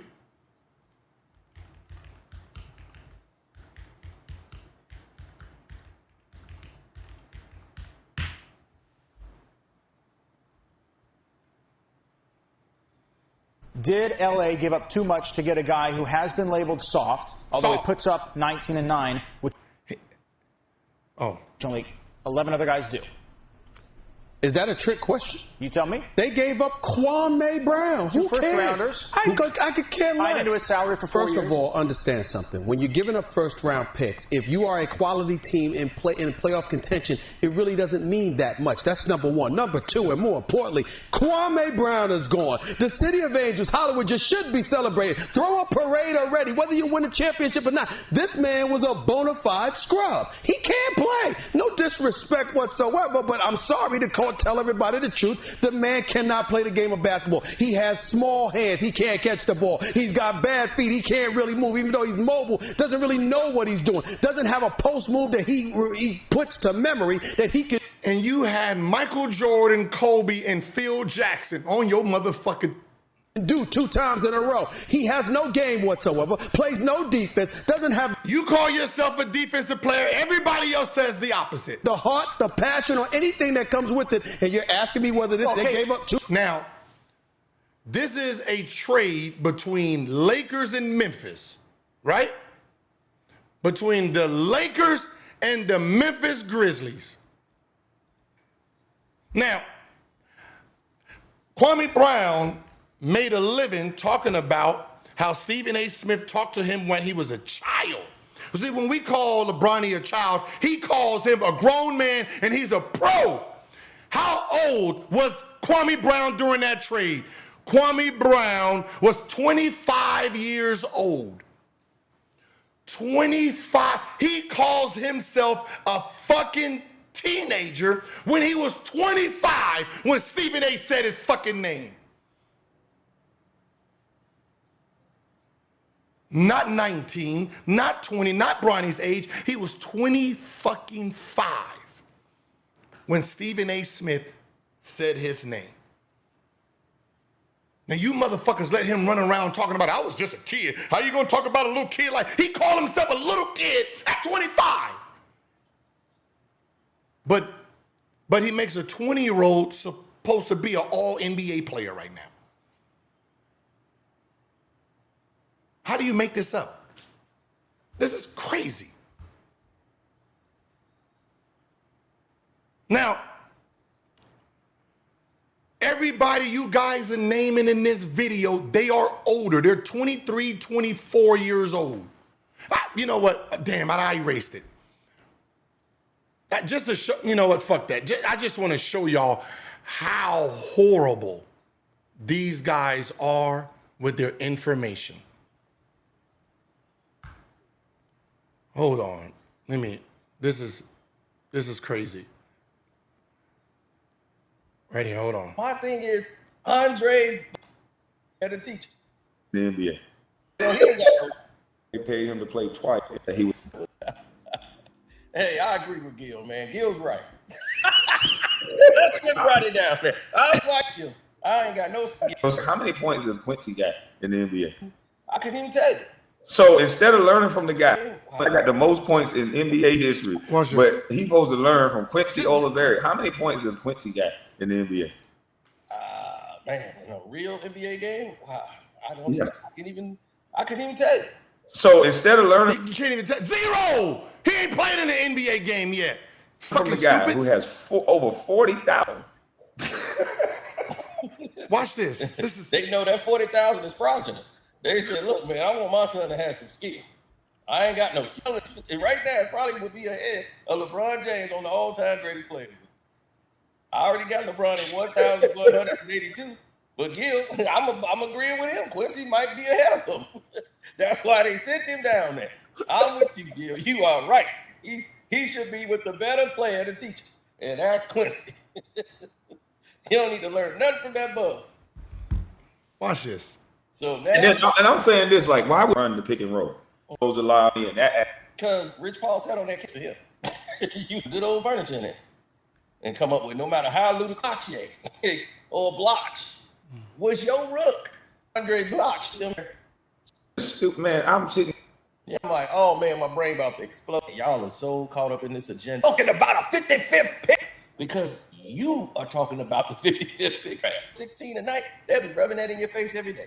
Great, but you want him to get taught how to play by a guy that didn't get drafted. Draft that. Not about ability and talent, because he wasn't even the best team on his team in USC. And those guys didn't get drafted. So it's all about who you know. One got drafted in the first round, dog. Collier got drafted, the best player on the team. The older guy who was 23, Bugs, didn't get drafted. You know, with an honest face say, well, Bronny only here because of LeBron. If it wasn't for his daddy, he would not be in the NBA. Not one of them has the balls to say that. Bronny is not in the... We've all said that. Everyone said that. So it already happened. Now you move on. It happened already. You guys want to keep complaining that it happened. It happened. It already happened. He got in because of his dad. Now what? Now it's his job to try to figure out how to stay in it. NBA material. Will he ever develop to it? I don't know. He has a lot of indecisiveness in his game. It's like he's got to, maybe he'll learn, but as far as writing about what's happening on the court, letting things develop and letting, basic things, and so he can't jump. You want to make sure the guy behind you can't jump. You want to feel him, make sure you got courage. Don't know the bait. Like, that should be commitment to scoring. So when he's like, it's almost like watching a shorter Ben Simmons. Sometimes he would dribble and go. I'm like, you should be able to get right to the nail and rise right up. And I don't know why most players don't do it. Now they get right there. Different game now. To get to the nail, guys, they ain't letting you do that. It said he was a two-way. Nobody should be outplaying him. That's a fact. Like, not only Quincy is outplaying him, Quincy looked like he's the one that should have got drafted by the Lakers. Yeah, well, the thing is Quincy's been in the league. Like, he ain't a rookie. Quincy's been. Yeah, well. Listen to these fucking morons, man. The thing is Quincy's been in the league. Like, he ain't a rookie. He's a rookie. He ain't been in the league. Quincy's been, in the G League.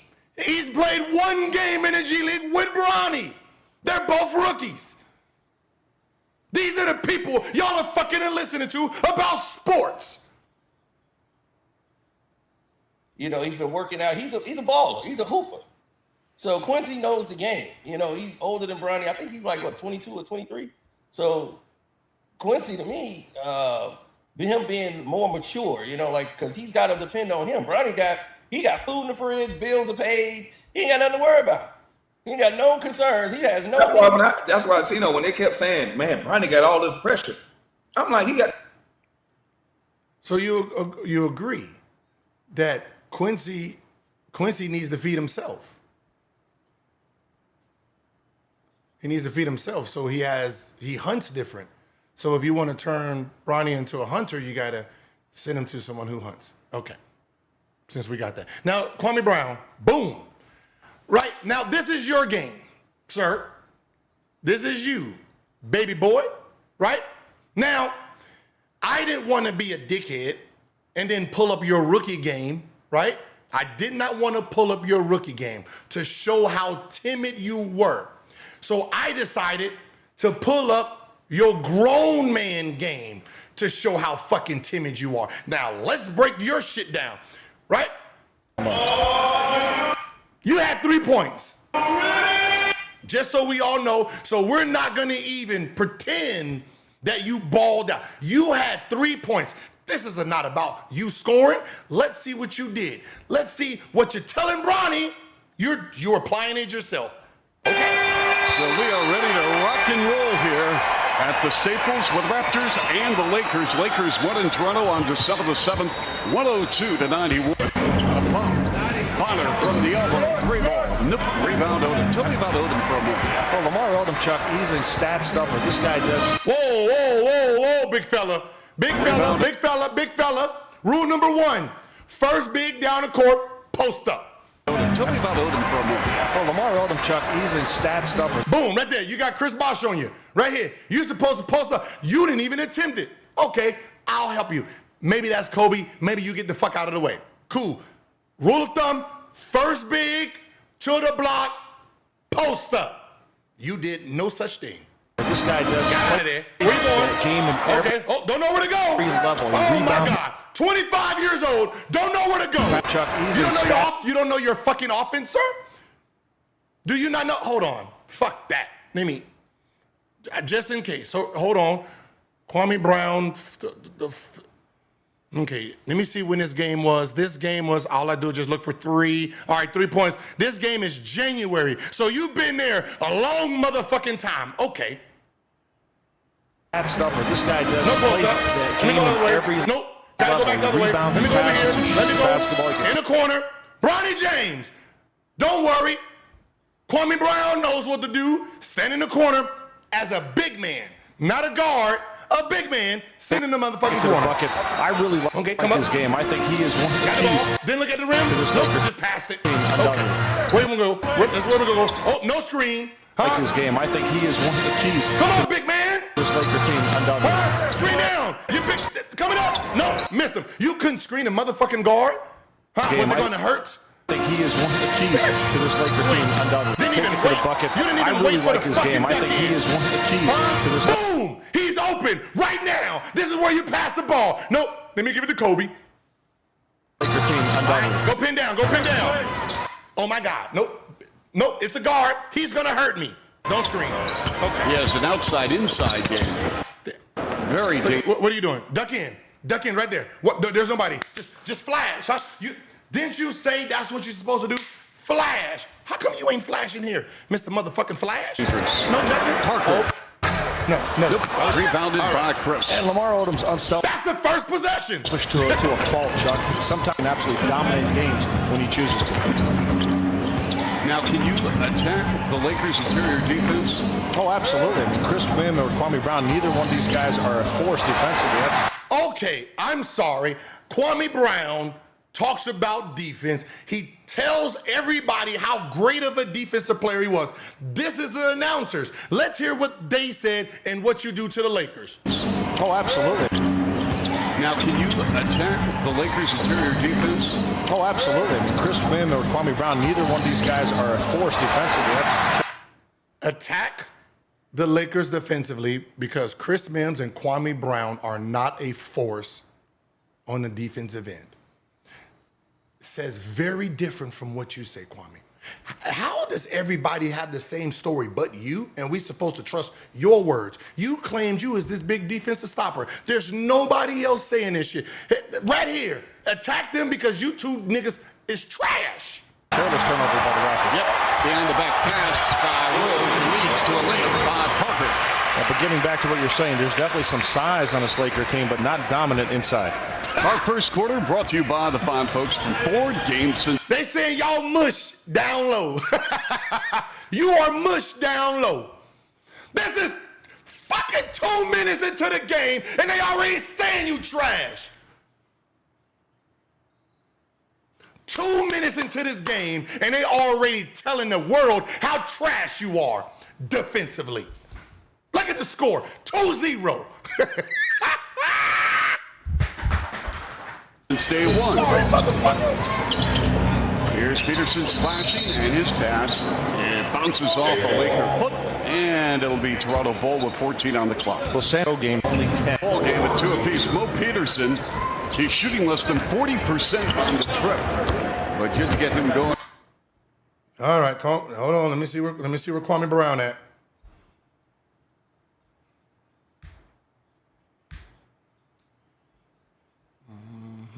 Let's see where Kwame Brown at. Peterson, he's shooting less than 40% on the trip. All right, Kwame. But didn't get him going early tonight. What are you doing? What are you doing, Kwame? Yeah, he's very important. Okay, Duncan, here we go. He's been making. Woo!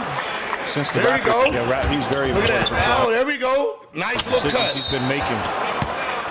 Since the Raptors turnaround has been very. See that? See the standing around like atmosphere paid off. Yeah, he's very important for Toronto's decisions he's been making since the Raptors the ball defense. Player ever taken number one? He can. Because he can. That's right. There we go. Checking Bonner out in front. This is Bryant playing defense against Chris. He is good. You see how many people could. Kwame, where you going? Why you going to the corner, Kwame? Chuck. Kwame, you are the big man. You're supposed to be the first one down here. Why do you keep pretending that you're a shooting guard? How many people convert? There's going to be a lot of open looks for everybody else.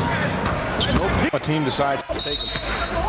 When they have a lot of perimeter looks. You don't want to fall in love with the jump shot. You don't look like you're running very hard, sir. Won't you flash right here, Kwame? Flash right here. You're going to have a lot of perimeter looks. You don't want to fall in love with the jump shot. Your man ain't even looking. You're supposed to flash right here. Right here in this open spot. Nice little jumper. Look at it, walking. On the shoulder.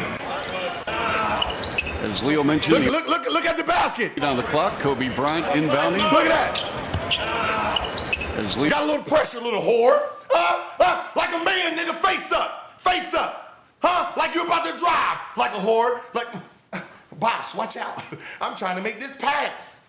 I'm trying to make a pass. You'll mention the opening tees, number one. Look, can't even make the fucking The association goes to pass. He don't want to fucking face up. As Leo mentioned, the opening tees. Not aggressive for shit. You're Kobe telling Bryant me inbound. you couldn't have swung through. Yeah, Leo took mentioned- off right here. Swing through, layup, dunk. Nope. In the opening tees, number one in the association goes to 35 per ball game. Kwame. Comes up shooting. One bucket to force those looks. Matt Potter comes up. The Raptors, I think, can see that if they can Kwame, okay, pause up. Okay. No, they got pushed out the way. Come on. Come on, Kwame. Come down. See that if Come down. they can get Pause that up. move Pause. Nope. to make the extra pass, get the dribble not at all. penetration, they're going to Pause up. Put your hand up at least. You don't even put your fucking I hand up. think can see that if they can get You're not 20. You're 25. that movement to make the extra pass, get the dribble penetration, they're going to get any shot they want in this I ball like game. that. You see how the other big man, he got his hand up like he want the ball, right? He wants the ball. Kwame Brown, he dribble wants penetration, it. they're going to No, get you any don't shot want it. they want in this Give ball me game. that bitch. Bryant over Peterson. Don't even Say it try. again. That The bouncer goes underneath to protect the rim again. go to Matt Bar. Well, Kwame, why is Smoosh Parker on Mike James. Nope. Smoosh Parker on Mike James. Nope. The Chuck teams have a and he puts Starting that comes off the bench. Parker line of game for the injured Look at Rafael Araujo. So Villanueva Look at that. comes Okay, you go off post the up. bench. Okay, oh, nice Parker little line to the man. lane. Good move. Good move. people underestimate his quickness. He's good off the some of the big numbers he's putting up right, look at offensively, him. Chuck. Right here. I like the fact that he's giving the ball up. You may not get a lot of assists. Look at him. Just move it around. Look what he. ball Come to the Chuck. on, you're I like talking about somebody don't know how to play basketball. Look at this man. He don't know where to go, what to do. The fact that he's giving the ball up. You may not get a lot of assists, but he's Nothing getting hard. the ball to where Just it moving needs to around. be. Just moving around. Bryant. Nope, tap. Nope, Villanueva. And the ball deflected, partially blocked by Odom. Smoosh Parker with a questionable shot. Jalen Rose, that's going to eliminate some of the post opportunities for Look Jalen. at that. Defensively, Come on. Lamar Odom Come on on, Jalen Kwame. Rose. That's going to Come on, eliminate Kwame. some of the post Come on. Watch out, opportunities for little Jalen with Odom size. You got fucking beasted by Charlie Villanueva, whatever his name is, Villanueva. Come on. Look at Eliminate this. some of the post opportunities for Jalen with Odom size. Stand your ground, huh? Nice play by Charlie Villanueva, that little teardrop. And the Raptors now, Leo. Oh, they can, and I like Where's the Kwame going? energy All right, Toronto other has side. brought to start off this ball. Nope. Okay, oh, put your hand up. You got to put. Leo. Kwame, when you're ducking in, you got to give them a fucking target. You got to give them a target. You can't just post like this. When they throw the ball, why you think you can't catch the ball? Because you don't have a target hand. No one's never told you that. Phil Jackson didn't tell you that. You're high school. You should know that these are simple things as a big man. As a big man, it's simple just to put your fucking hand up and we throw it to where you got your hand is. No? Again, No and one I told like you the that? energy Toronto has brought to start off this ball game. Duck in, no hand. Get this game, Leo. Oh, they can, and I like the energy Toronto has brought to start off this ball game. No, put your hand up. Nope. This is not. All right. You're telling them where to swing. All right, swing it that side. Swing it that I mean, side. it's pretty no, flat no, here. no. Not- All right, Kwame. They can get this game, Leo. Oh, they can, and I like the energy Toronto has brought to start off this ball game. Kwame, he's on your hip. He's on your hip. Kwame. He's on your hip. No one taught you. You had Patrick Ewing too. God damn it, you had Patrick Ewing too. He's already, Kwame, wait. He's already here, right? You use your left hand, right? We'll do it. You use your left hand, Kwame. You hold them. You seal them there so they can throw the ball baseline side. So you ride him up, Kwame, ride him up the goddamn lane so when Smush gets it, he can throw the wraparound baseline. Catch it, lay.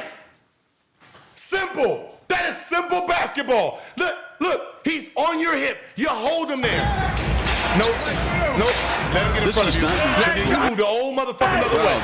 Either. I mean, Did you duck in? Did you duck in? Did you duck? You told him to pass it that way, and you didn't fucking duck in the lane? You can duck right. You can put your left leg right in front of Chris Bosh. Chris Bosh is here, sir. This is all you gotta do. This is what you're doing. All you have to do is back, nigga. That's all. That's it. That's it. That's all you have to do right here in this moment in time. Nope. Pretty flat here. 3 on the clock. Kwame, what you doing, Kwame? Hoisted up. Nope. Kept alive by Mim. Off the hands of Bosch, who keeps it in play. Great fin midcourt to Rose. Great hustle by Chris. And Chuck, man. In play. Okay, hold on. Kept Okay. alive by Mim. Okay. Off the hands of Bosch, who keeps it in play. Okay, Kwame, this is your man, Kwame. This is your man, Kwame. Run. All the way to midcourt to Rose. Great hustle by Chris. Oh, man, Kwame's man. Great finish right there. Tremendous. By Chris. The hands of Bosch. Hoisted up. Nope. Kept alive by Mim. Off the hands of Bosch, who keep... Kwame, you said you was the fastest like a gazelle, huh? Where's that gazelle like running right now? Sit and play. Huh? That's Charlie, but he ain't even running hard. Look at his first 3 steps. Kept alive Look by at Charlie. Mim. Off the hands of Bosch, who keeps it in Nothing, play. All the way to midcourt to Rose. Great hustle by Chris. And Chuck, that's where you want to save that ball. Great finish right there. Tremendous. Charlie V. And what happened? It was Bosch who made the play. Well, if you're going to save the ball, Chuck, that's exactly what he did. A 9-2 wrap. What are you doing? Where are you? You really got to throw it out there, Chuck. You don't want to save it and roll in. Look at the little and whore. possibly give it to the opposing team, so you really got to throw it out there. And that's exactly what he did. A 9-2 Raptor run. Odom, no. The Clippers good. This nigga's out here doing cardio. On Mim on the zone here, Chuck. I'll say it tonight. Feeling Mim, turnaround jumper. Good. Well, we say it. He's got a quickness advantage or a size advantage. You can bring people inside. You can take them outside. Doesn't make a difference. During this one, I'm surprised Phil Jackson has not elected to call the timeout. Well, Phil Jackson. You got the ball, Kwame. What'd you tell Bronny? Shoot it, right? You got the ball, shoot it. Because you named a whole bunch of other people, right? You named Kobe, you named all these people. I know what Jermaine O'Neal will do right here. Let's see what you did. Did you look at the basket? You already looking to fucking pass the ball. Bring people inside. You can take them outside. Phil Jackson. Look at, he looking to pass. He looking at play through difficult times. That's been one of his characteristics as a coach. Got the ball again. Well, shoot it again. Play through difficult times. That's been one of his characteristics as a coach. Shoot it again, Robbie. Parker got a shot rejected. I'm a pass it. And You're right under the basket. How come you didn't shoot it again? Where's his characteristics? Phil Jackson likes to let his teams play through difficult times. That's been one of his characteristics as a coach. Parker got a shot rejected, and the toss out. And this is Odom. Giving it up to Mim on Bosch. Look at him. Look at him. Back to the basket and take advantage. For the score, what a play. Great job. Here's Mim on Bosch. And this is Odom. Giving it up to Mim on Bosch. And now look at he lost it going up. This is his man. This is his man. To the rim and a scoop for the score. What a play. Great job. Charlie B. Outstanding in the... This is a game. This is a game. Like, we're not skipping through, motherfucker. This is all in a row. First quarter. Open floor. And now Phil Jackson calls a timeout after his team is down by 3-8. And it is winning. The rep. Jalen. Young is 129 days. The Raptors are 24th squad. 25 years average. 129 days. The Raptors are 24th on that list. Call for the ball. Oh, my God. 25 years average, 129 days. The Raptors are... Right here, Kwame. No one's guarding you. Get big. Look, nobody's guarding you. 24th on that list at 28 years and 4 days. Scared to touch the ball. You say, Kwame. Up top from 21. Yep. Want to sit down there and play grab bag. Yeah, you're talking about Aaron trying to go inside to Mike James. Leaking out as Bryant runs it down. Trying to go inside Mike James. He wants to be a score. You never do that. And Charlie Beason off the... Charlie left him all by himself, figuring if he gets it, he'll score. Come on, man. Close out. You know Charlie can shoot. Close out. And Charlie Beason, thank you very much, off that Laker turnover. You supposed to be a defensive player. You look like lunch meat right now. Villanueva, 4 of 5 off the bench. Get back. Nope. With, 4? Damn, you give up on your fucking post quick. Minutes of work, 8 points. Post up. You got with 4 James minutes of work, 8 points. Pause up. No. Charlie, you can tell when he's ready to play. Chuck, he came out in this ball game aggressive. Ready to play, Chuck. He came out in this ball game aggressive. He's really Charlie can tell when he's ready to play. Chuck, he came out in this ball game. I don't know where you're going. Charlie can tell when he's ready to play. Chuck, your first dribble is that way? Your first dribble is, who taught you this? Out in this ball game, aggressive and hungry. Tell when Laker turnover. Minutes of work, 8 points. Aggressive and hungry. Fox got stripped in the dunk by Kwame Brown. You can see it. Now, everybody, I would like to tell you, that's it. That is all his buckets. He does not score no more. It's the first quarter, 4 minutes left in the first quarter. He don't score no more. He has his 3 points for the night. Remember, he had 3 points, right? He only says 2 points because he remembers this. He don't remember the free throw. He don't score no more, y'all. Look at the game. He plays the rest of the game. He plays 36 minutes. He scores no more. Because just like that basket right there, it was an accident. So Kwame has perfected how not to get the ball. There's only, how do you play a game that long and not score or get shots up? Because everybody lay in there until you eat. 6 points. Kobe Bryant in this game, 3 of 6. He's got 6 points. Weaving inside, working on. You see where he is? He puts himself out of the way so he don't get the ball. Beautiful side of anyway. Not at all, Chuck. At times, that's one that puts him off to Jalen Rose. And Crudley will be in Houston for the All-Star game next month. Hey, look at, damn, you the last one? Brian, how you the last one down? Undoubtedly will be in Houston for the All-Star game next month. Look at this. Mim. Back it in. Tough turnaround. That baby hook. Players much. Mike James. And we're going to lead on Leo Lear. With a good job. James strong move, but avoided smushed and took the ball to. We want Kwame Brown. 10 shots of hell at a release. Nice and high as well. Push shot, but really does a great job with it. Gets it up. Look at Kwame. Look at Kwame. Nice and high as well. Does Kwame look like he actually wants the ball? Does he look like he wants the ball? Baby hook, Chuck. It's kind of a half push shot, but look at really does a great job with it. Gets it up quick. Nice and high as well. Raps stayed in that 2-3 zone. Early second quarter. That was an ugly look. Coach Sandwich in the paint. It's the ball. Opportunities to react and checked it by Kwame Brown. Kwame got a block. Hold on. To the rim. Checked by Kwame Brown. Odom has had a very quiet ball game. Nope. There we go. Is really struggling. Pops so get to where absolutely push. Oh shit! What happened? Kwame just trying to absolutely fucking goofball. Yeah, that nigga fighting you. Kwame just trying to absolutely push. Pop so out of the way. Well, the way the Lakers are playing in half court set, it looks like they never. Lamar, where's Parsons? You got Lakers with he's the floor. He can staff. Villanueva got tied up. Tried to muscle it up, almost went in. Okay, he's running. Okay, he's running. Okay, he's slowing down. Okay. All right. International Okay. matchup there with all right. Up, almost went in. Tough shot. International backcourt. See, Kwame, the reason you can't fucking catch the ball is your man sees you open. You don't have your hand up. So because you don't have your hand up, the defense puts his hand in there and he slaps the ball. Basic basketball we learn as children.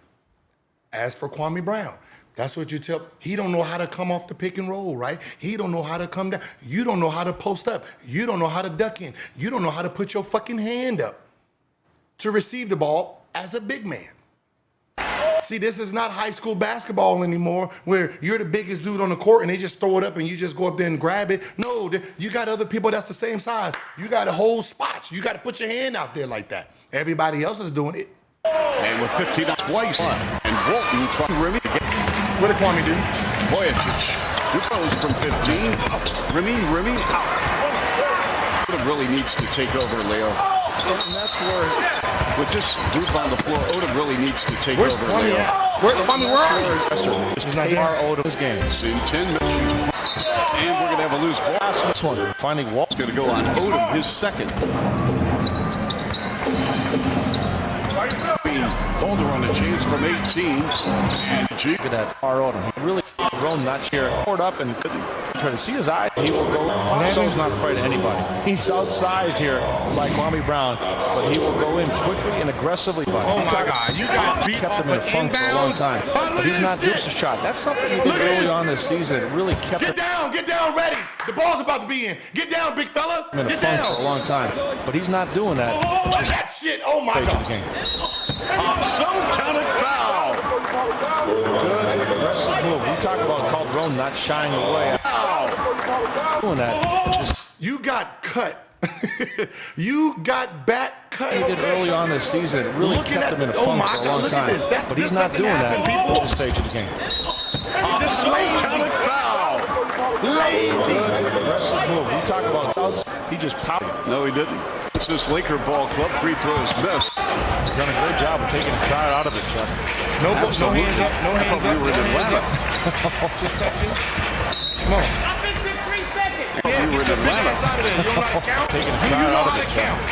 Absolutely. I thought Still we ain't were in got out. Still Atlanta. ain't got. Get out. Get out. Get out. Nope. Goofy. And we have a welcome back. Having every position on the floor, Chuck, with his. Man, this is KG's number. These are numbers you're supposed to look. These are supposed to be the numbers you're supposed to have. If you played the whole 2 games, if you played 2 games, if they added 2 games together, you can get these numbers. Oh, yes, I am too. Like, down the road. this is quite a different edition cast. How much can Kobe do on his own? Kwame. Look, he's Well, it's a team game. Supporting cast. Kwame started off running hard, but when he seen the dude in front of him, he gave up. How much can Kobe do on his own? Look at him. Look at Well, that's it's a how team you run. game. They get back on defense, Kobe Kwame. can do a lot to enhance the team, And he fighting you. but you're not going to go. How much can Kobe do on his own? Well, it's a team Gave up game. on the run. Kobe can do a lot to enhance the team. He fighting you. He playing But, real basketball. You're not Gave up. You gave up. This ain't your first give up, is it, Kwame? going to go extremely far. Hold up. You know damn well you ain't about to catch that. you know that if he would have thrown that motherfucker, he should have been subbed. Oh, there's no way in hell that if he threw that, he was going to stay in the game. You know goddamn well you don't throw Kwame Brown no fucking lob.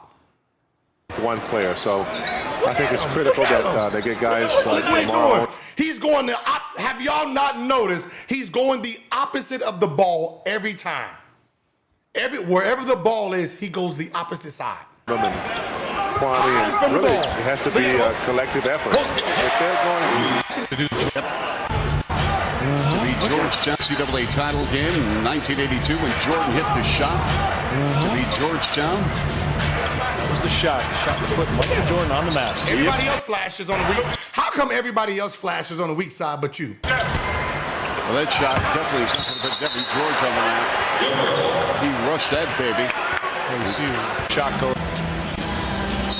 Crime. Well, that's going to determine whether or not been they're a going to little make bit the of a crime. I know, I'm feeling it. Push it. What a large carpet. Okay. Maybe not tonight, though. Here we go. Not Here we for go. the Lakers. Come on. Around. Come on, man. Nobody really dubbing you. Maybe not It tonight, just- though. Not Come for on. the Lakers. I'll get out of there. They made some poor decisions. Maybe He not ain't even tonight, looking though. yet. Not the way the Lakers. They made didn't some have to put the ball poor on the ground, decisions. Oh, that was sweet. And for Chris. You see Devin George? Look at Devin George over there. Oh, Look that at was Devin sweet. George. Oh, hand up. Hand up. He got his hand up. Kwame, no, 47, Odom. Now you don't want that fucking ball. It's really important for the perimeter guys in the zone to get back in and rebound. Here's 30 man-to-man. Everybody want the ball. Look at him. Raptors, I'm Look, just he don't hanging even in the zone. He I'm damn not near even got the ball. He almost got his fucking face blown the fuck off. thinking about Look at this. man-to-man. Bop, look. The Raptors, I'm just hitting in the zone. I'm not even thinking. You want to keep feeling on niggas. man to man. Oh, let me touch you. Hey, that's what you want to do. Look at that damn near bust his fucking face. Pass it. Look at him. He ready to pass it. Here's Kwame banging around with Chris Bosh, double on the ball. Odom, 5 ticks on the clock. Odom weaving. Kwame blocked by Pop. So, nigga, you trash.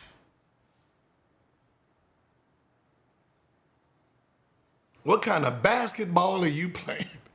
Here's Kwame. They solved it. Hurry up, somebody. Here's Kwame banging around with Chris Bosh, double on the ball.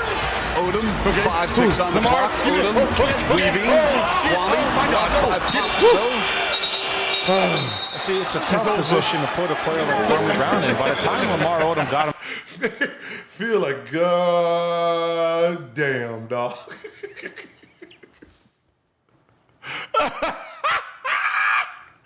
Hey, Phil don't even know how to react at this point. He's appalled. got him the ball. He really had not anything to do except get it up there with 3 guys who got him. Wait, the ball went out on you. weaving. Kwame blocked by Pop. So, Ball. They overturned it. Looked up at. I'm out. Their victory on the glass with the zone. Chuck Williams can help out defensively on the glass. They got you the fuck up out of there, Kwame Brown. They got you the fuck up out of there, man. They got you the fuck up on that. But bruh, I'm sorry, man. Listen, you are not who you say you are. You were never who you say. The shit you say online, you weren't that person. You weren't him. I don't know why you pretend you was not this Jaylen Brown type dude. You wasn't him. Oh, people, like, I'm the #1 pick and they told me not to say stuff. No one told you shit. You just make up shit because the followers don't know shit, and then you get mad when I come down there and tell them who you really were.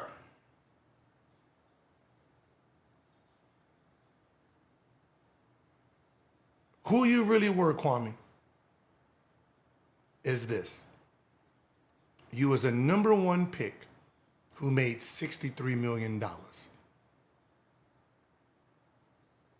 It's an embarrassment because the #1 pick was supposed to make all of, without endorsements, a minimum for 13 years, a minimum of $250 million. You know how hard you had to not work to get $63 million?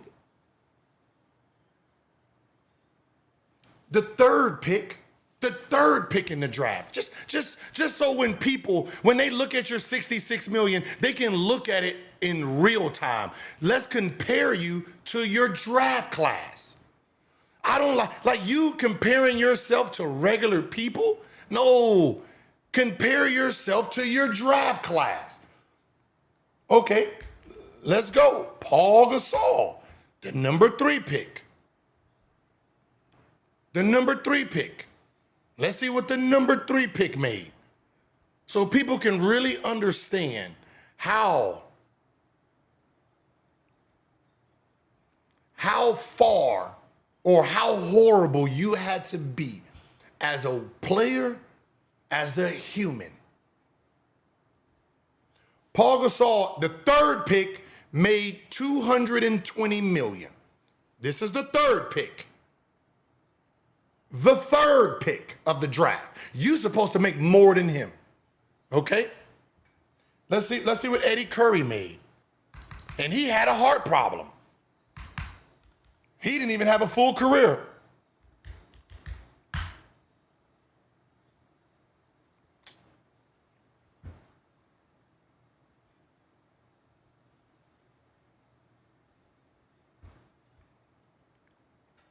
Let's just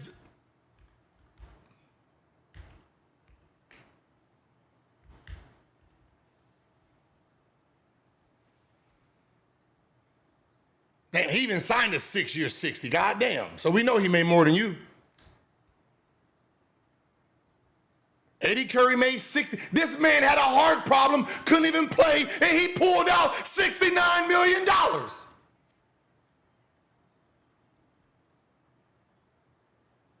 Are you kidding me? This man had a heart problem his whole career and made $69 million.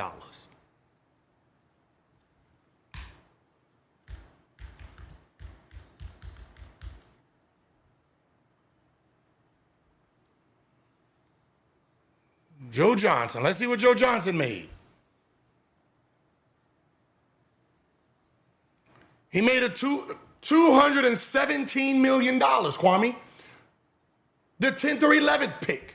This is what he made. Let's go Zach Randolph, right? The 18th pick. Let's see what the 18th pick made.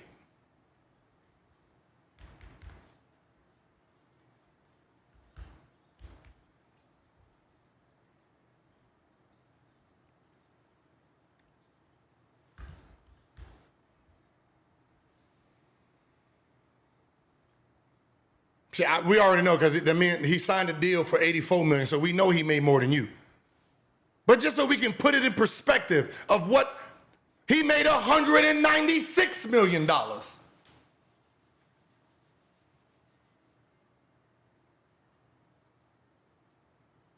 See, you, sir, with where you got picked, was supposed to make $300 million just on the basketball court. With the number one endorsement of who the number one gets, you supposed to make $500 million. You know, kind of like everybody after you did. Dwight Howard, all them, they made that kind of money.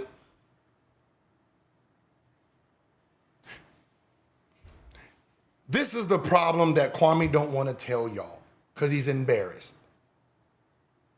A big man in our era was guaranteed $10 million per year. Guaranteed $10 million per year. So just with that being said, he's over $100 million. So you have to think about if he only got paid 63, what was going on? And I know some people are gonna say, well, he played 13 years. His pussy was cheap. Y'all don't get that analogy? If all the big men are at $10 million and there's someone selling his soul for $1 million, hell yeah. Fuck yeah. I remember, $1 million is the same as Thanasis. So I'm getting someone who's gonna average 7 and 8, and I gotta pay him Thanasis money? Fuck yeah. That's how he was getting jobs. He was a cheap whore, signing his life away for pennies on a dollar. And when I say pennies on a dollar, I mean, listen, I'm about to show you what a big man back then made. So y'all can start looking at this shit for real. What was his name?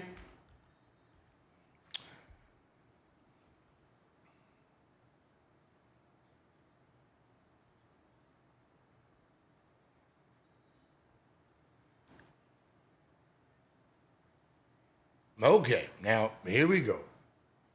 Adonal Foyle. Adonal Foyle in 2004, the 2004 season, 6 years, $42 million. Then again, he signed 3 years, $29 million. Oh, no, that's just remaining. 6 years, $42 million. All right? So we all see it. 6 years, $42 million. Now let's see what he averaged to get that.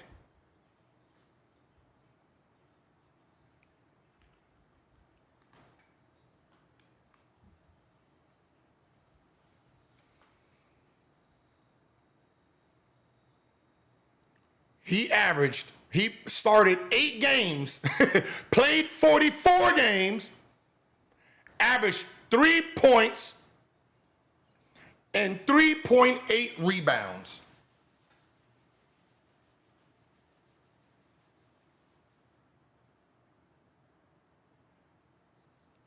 The bottom end of big man, 6-year 42. Sir. The bottom end made $7 million a year. 3 and 3 got 7 a year.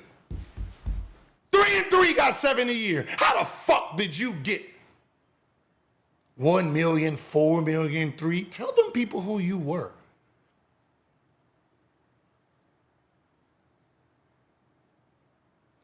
You always, I don't know if they notice, but you always talk about parties and Diddy parties. Oh, you mad that I ain't want to go to the Diddy parties? I didn't want to go to the parties? That's how you justify everything you talk about. I didn't want to go to the parties.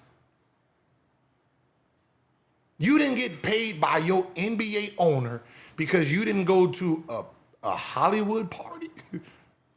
Is that what you're telling these people? You didn't go to a Hollywood party, so the owner of your team didn't pay you. A nigga who don't even know who Diddy is or whoever is, they didn't pay you because you didn't want to go to the party, huh? That's your defense. You know why you never went to the Diddy party? Because you were the Diddy party, Kwame. Kwame, you threw a party when you signed. You know what? Listen, they said this in an NBA game. Where the fuck is that game at? They said this in an NBA game. Hold on. Wait, hold on. Hold on.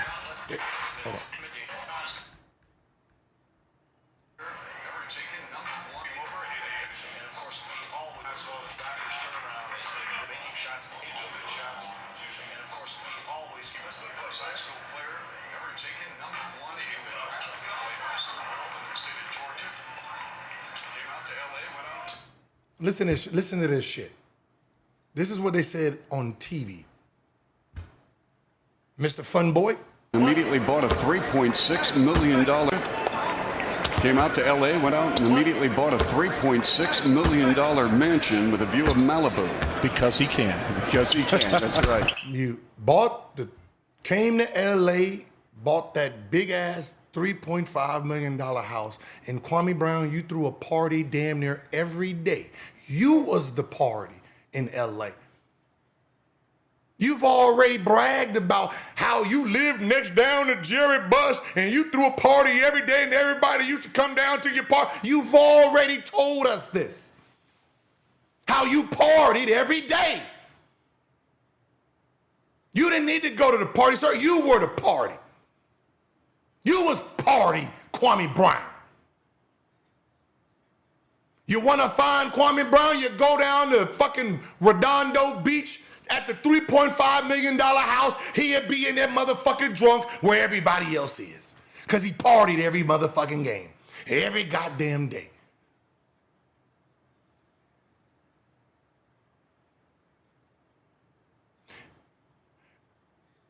Kwame, you mentioned, because you put it on me, yeah, you out there playing butt-naked basketball.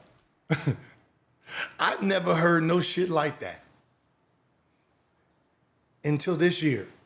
You said this shit 2 years ago. You was talking about butt-naked basketball 2 years ago. I'm from LA.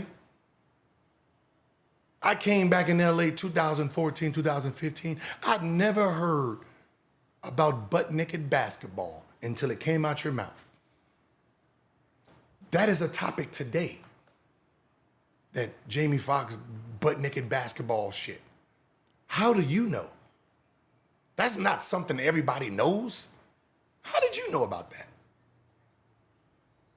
You publicly said that you begged your agent to get you to the Playboy Mansion. Now, I need to Google. I've never been. Never had no urges to go to the Playboy Mansion.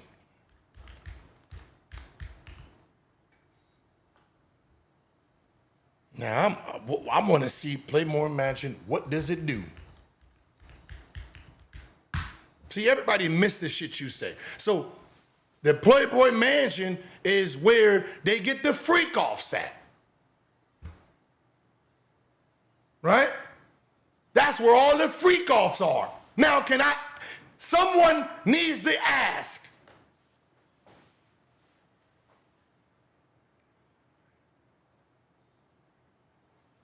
Where did you hear about these freak offs that you needed to beg your fucking agent to get you in it? See, your fucking listeners don't pay attention to everything you say. You ask, hey, I need to get to the Playboy Mansion party. I need to get there. What in your freaky ass brain did someone tell you that you needed to beg to get in there? Out your fucking mouth, you said it. Everybody know that's where the freak offs is, and that's where you wanted to go. You wanted to go. You wanted to be invited. Lamar Odom probably telling you, hey man, we're gonna do this and that, and your ass, oh, I need to go. Hell yeah, agent, hey, can you get me? That was your words, nigga. No shit we putting on you. We wouldn't know nothing about you at the motherfucking freak offs until you put yourself there. You tried to do this though. Yeah, so we all went in there, but I was the only person to leave though. We supposed to believe you? Why the fuck are you there? Huh? You went there for the what? The chicken wings, nigga? Huh? You Lou Will at the chicken wing party, huh? You didn't go there for the strippers, huh? You went there for the wings, huh? Is that what you want us to believe? You went to the freak off, huh? The nasty place.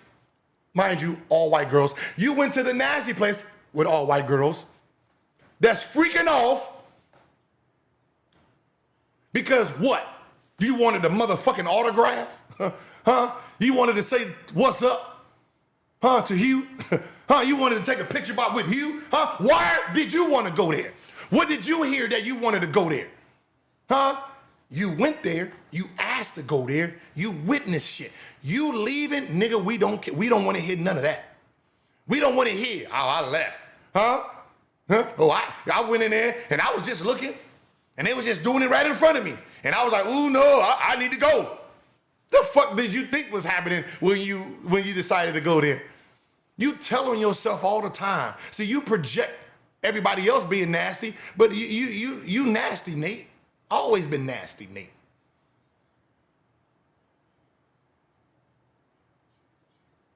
All you do is project your life on everybody else. You get caught with coke, everybody else become druggies. You become an alcoholic. You know what an alcoholic is, Kwame? I called you an alcoholic. You mock me. Hey, Gil, I'm drinking. Hey, it's juice. Huh? You tell everybody I'm an alcoholic. You want to know what an alcoholic is? An alcoholic is this. He has to announce, hey, everybody, I'm not going to drink for 30 days. I need to detox myself. I need to detox myself because I ain't going to be drinking for 30 days. You got to be an alcoholic to tell the world that you won't be drinking for just 30 days. You got to detox yourself. That's called an alcoholic, bro. You drink so much that you need a 30-day detox.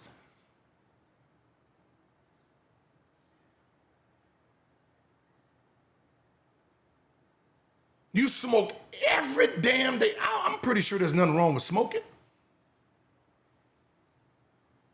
But you do it every day, 3-4 times every time. Nigga, you can't even laugh. You can't even laugh no more.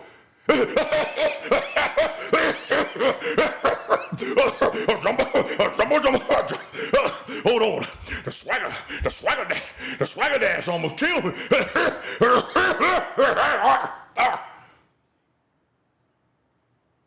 Let's have your fucking content, bro.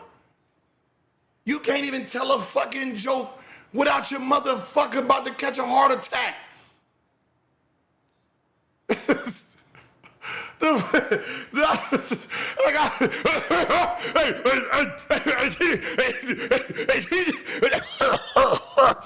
TJ, like, it's not, you're not puffing and that hurt. Like everybody, you know how like you hit it And then, no, he just laughing. He can't do this. His lungs is fucked up.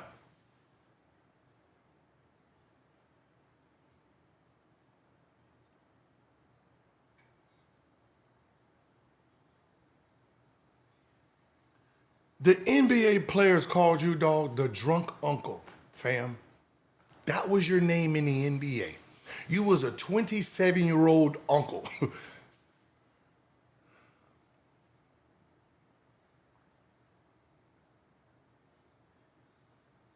Like, Kwame, man, listen. Talking about players, cool, man. But talk of it from experience to make them better. See, I'm telling yo, you need to practice with this guy, do this, do that. Like Scoot Henderson's second year, I'm not talking about Scoot. Give him a couple years so I can see what he really looks like. I'm not gonna judge that man right now today. He's too young for me to see what he really is.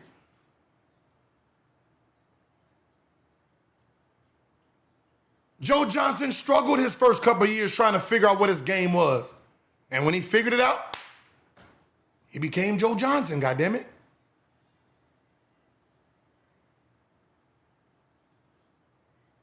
But just going around just hating a 20-year-old for what? Because he's more famous than you? Is that what you're mad about? You're mad that he's more famous than you? Name another 55 pick that's talked about like him. There's none. You even said, I'm not going to treat him like a 55th pick. I'm going to treat him like a 14th pick. What? Wait, what? How you going to treat a nigga who was picked 55th like a 14th pick?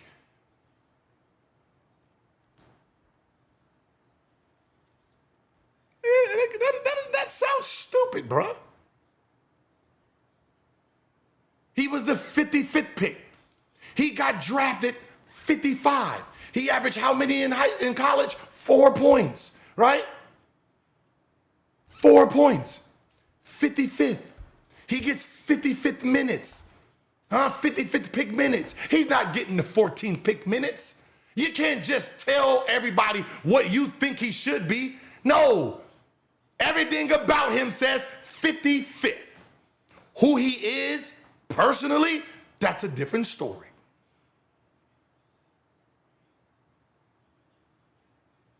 Who he is,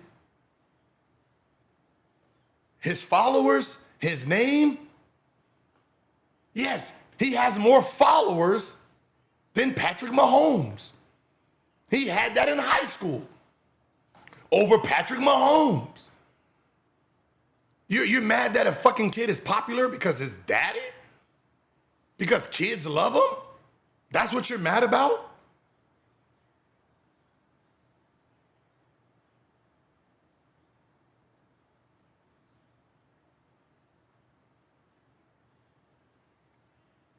I'm gonna say it one more time, Kwame. You were so horrible that your rookie year, you had a total of 258 points.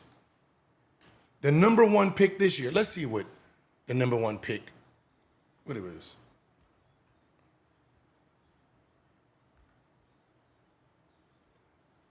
The number one pick is averaging 11.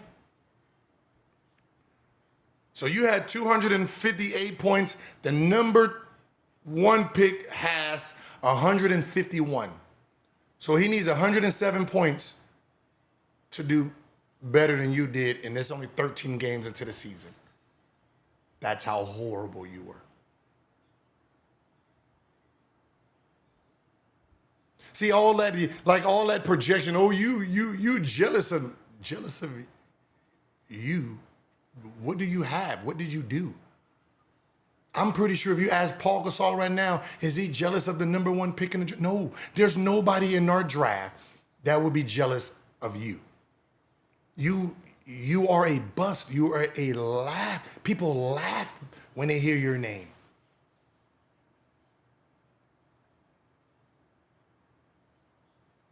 You had the most potential, did the least work.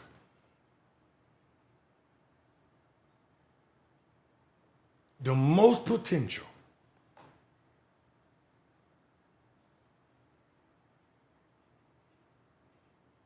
This is like, your career was like this. Someone gave you $1,000. You know, like if anybody ever went to the casino and your friends, somebody give you money, right? Right? They give you money, and some of y'all, what y'all do, right? Y'all put some of the money in your pocket, right? Put some of the money, oh, I'm gonna play this, right? I'm gonna put some money in my pocket, right? So my boy gave me $1,000. I'm gonna put 200 in my pocket. I'm gonna play the 800. I lose 800, right? I brag that I got 200. That's Kwame Brown. He was originally gave $1,000. He left that bitch with 200 and is bragging about it. He didn't take the 1,000, turn the bitch to 2 to 3 to 4,000 like everybody else. He lost it and kept 200 that was given to him.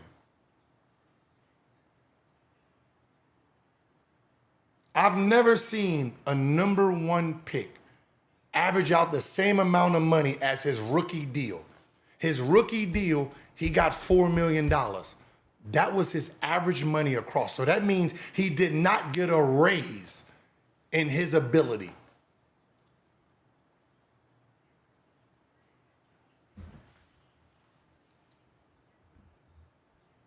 All that foof talking you're doing, dog, like that shit works, but it don't work, man. Your page, bro, everything you do is fucking failure. You can't show us nothing success. You can say success. You can't say, oh yeah, hey Gil, look, I got this land right here. See, you can have a road just like me. I can call this Kwame Brown Road if I want to. Then do it. Fuck do we care? Fuck do we care for? Huh? Look at all this land. I got a land from here, and I got a land from here. See, all is mine. Yeah. Oh yeah. Down yeah. Down yeah. Right. Kwame, again, when you're talking to your audience, that's impressive. There's a reason you don't do that shit around people you're supposed to be in the same realm as. I can build 2, 3 houses right here on my land. Yeah. See, Gil, I can build a road going that way. Oh, yeah, I can do a road going that way. I don't hear that goofy shit you talking, man. You get on that tractor every day. Like, who are you fucking fooling? That mediocre life you have. You get on a motherfucking tractor, move dirt here, put it down here, move it here, burn here, turn around here, do this. You're like a little kid with a fucking toy. You ain't doing shit productive, just turning the fucking engine on, running around in the grass. That's all you're doing. You're not doing nothing. I'm gonna go ahead, cut that tree down again and do all. You ain't doing fucking nothing, man. You ain't doing nothing. That shit look cool for them. You're not building nothing. You're not doing nothing. There's no progression on shit you ever do. Just running around with your big wheel toy. Yeah. Look, y'all. Watch. I can make it go up. Boop. Boop. Yeah. Y'all mad. Y'all can't do this. Nobody want to do that. We got real shit in life to do. We don't have all day to motherfucking turn the motherfucking machine on and turn it off and turn it on and turn it off just for shits and fucking giggles. To try to impress my fucking audience because I know they don't have this. If you want to go acre for acre, just let me know when. You won't do that. You don't want to do that, Kwame. You don't want to go acre for acre. You're going to have to borrow some. You're going to have to add a couple more motherfuckers with you. No, not regular folks. NBA folks, I will allow you to add other motherfuckers with you.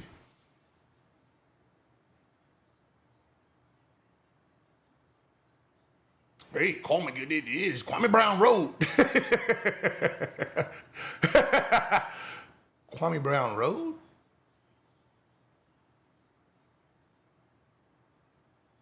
Okay. This motherfucker out here, Bob the motherfucking builder, building fucking nothing. And y'all are sitting here accepting that shit. This man went live 3, 4, 5 times a day doing nothing. Just talking, doing nothing. Bored. He's fucking bored. Don't you think people who got shit to do is gonna be on YouTube talking 8, 9 hours a day? Really? Is that what y'all believe here?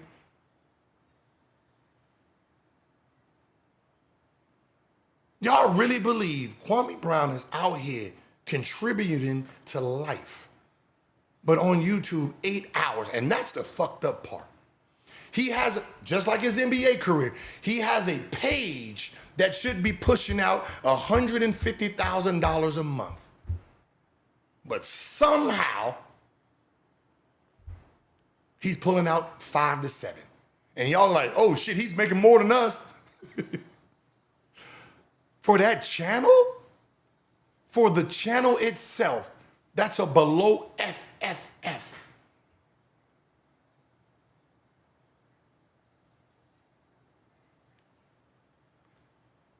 Kwame Brown is this type of person. If there was a list of do not do this or you will fail, there's 10 items on here, he will check off all 10 of those boxes. He will check off all 10 of these boxes of do not do. Do not YouTube with your camera off. Check. Like that. You're not gonna tell me what to do, you bitch ass nigga. Huh? Do not, like, Kwame, I'm gonna give you thumbnail number 1. That's the first thing you need. That's the most important thing you need. You need a thumbnail. Then you need a title, then the content. Your thumbnail is when people are scrolling, the thumbnail catches their eye. The title makes them click. And then your content makes them stay. Thumbnail, let's see your thumbnail game. Let's see if you have improved. Let's see, these days, on your big channel, sir. Let's see what we're talking about. Okay. That shit. This is everybody else. I'm sorry. That's Ticket TV. That's everybody. We need to go to Kwame Brown.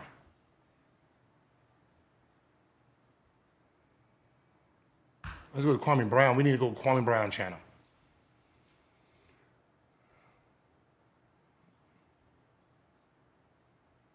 Okay, you got some. Look at you. Okay. Don't know what that is. Okay, nope.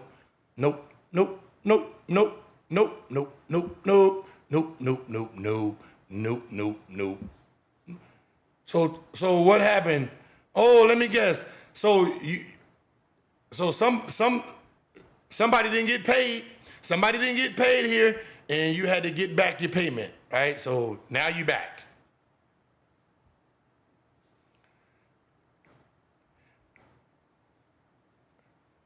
Damn, is your whole Laker,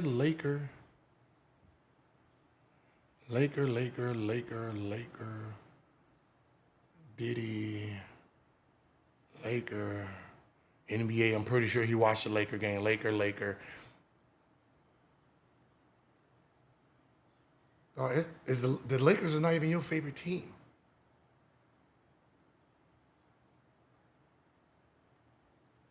You hate. You watch the Lakers so. Your whole life is Bronny James and Bron and the Lakers? No other team? You don't like nobody? You don't like Jokic? You don't like nobody else? You follow the dude you hate? And everybody else is weirdos?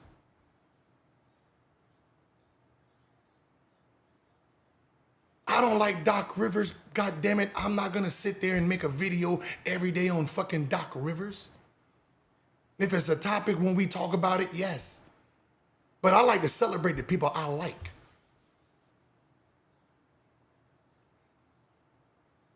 I can't even, like, if everybody say, hey, who does Kwame Brown hate? Everybody's gonna say LeBron James. If we say, who does Kwame Brown like? Not one person in your chat, if you did a poll, they would be all fucked up. You hate everybody. You disguise it, right? The only reason you like Quincy is because it's against Bronny. I've never heard you say, hey, both players should make it. Why both can't make it? Why the son and him can't make it? Why can't they both be on the team? Why has it got to be one or the other? Like, I don't know if is it registered? if I own a business and my son needs a job, just like all Chinese, right? All Asians, they hire daughters. They don't give a fuck what their ability is, handicap or not. The motherfucker's working. Why would you even be talking about my son shouldn't be? Don't tell me what my son should be. Just make an argument for you. Stop talking about my son. This is not an option, nigga. There's no option for him to come or go. He's on the goddamn team. Period. What are we discussing? I'm LeBron James. Bronny James is on the team. He's number 14. If you want Quincy to be 15, make an argument for that. To get subbed by somebody else. Not this one. Did you say this when George Karl's son played in the NBA? And he started 2 games? George Karl's son.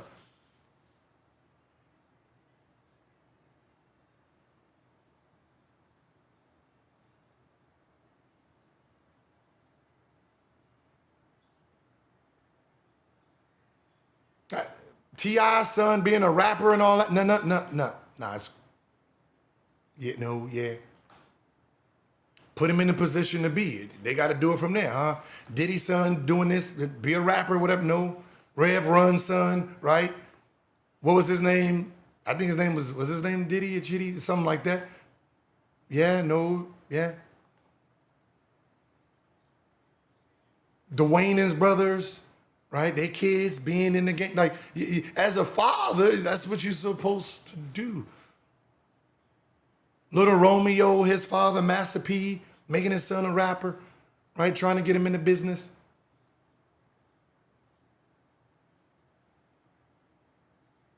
That's what fathers are supposed to do. They're supposed to get it to a certain level and try to help the next generation.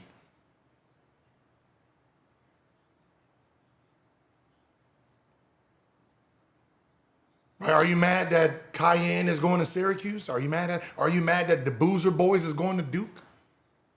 To follow their father? Like, how far does your hate go?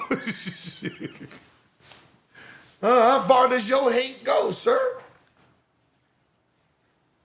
But stop pretending that you was something that you wasn't. Like, I don't want to hear, oh, you think I'm tough? Fuck all that tough shit and all that, oh, you scary shit. We're going to throw that out the window. We're going to talk about your game. You talking about his game, let's talk about your game.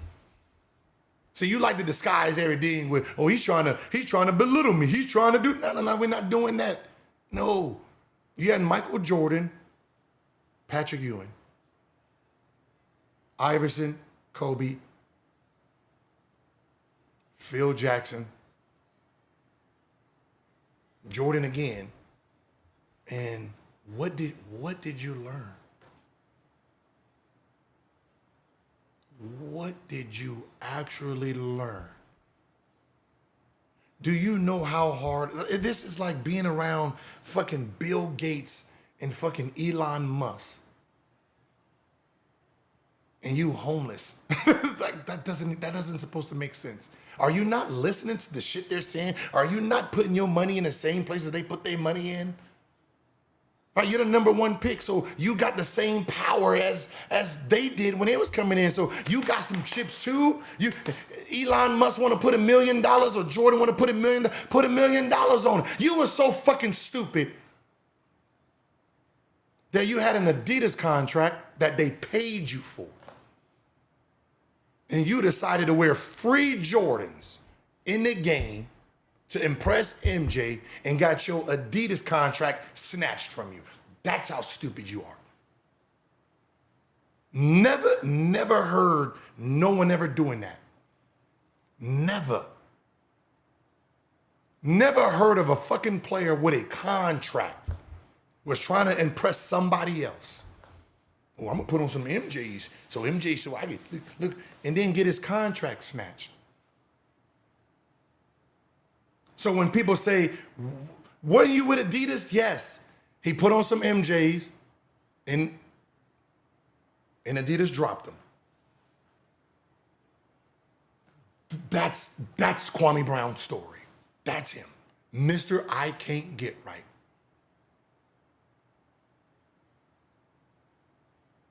He goes the opposite of everyone who's smarter than him because he thinks he's smart.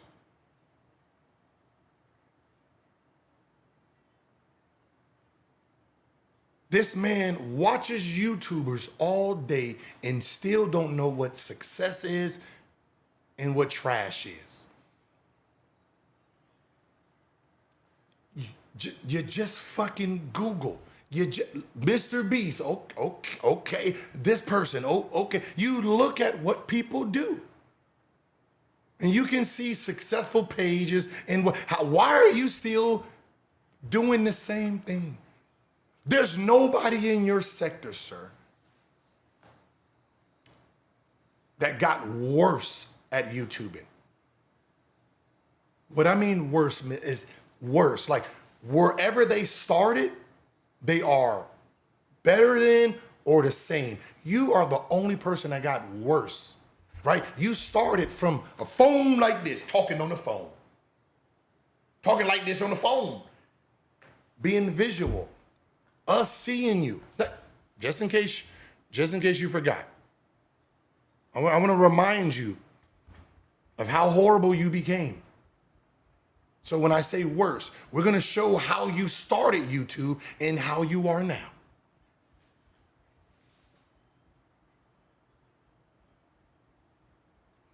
Fucking an embarrassment, man. And y'all sitting here taking fucking advice from him.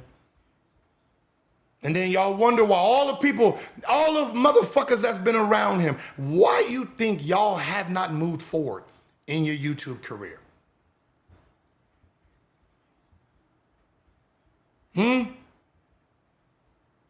You got fucking 40 followers fucking in 2001 and you're getting fucking 40 followers now. Something's wrong, right? Stop following the dum-dum. Look at this shit.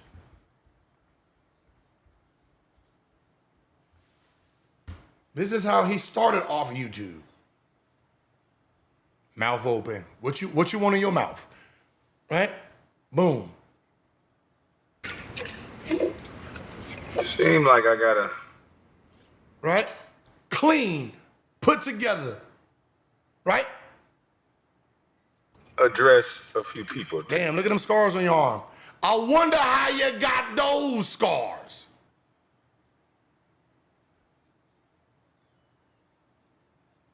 Okay. Oh, no.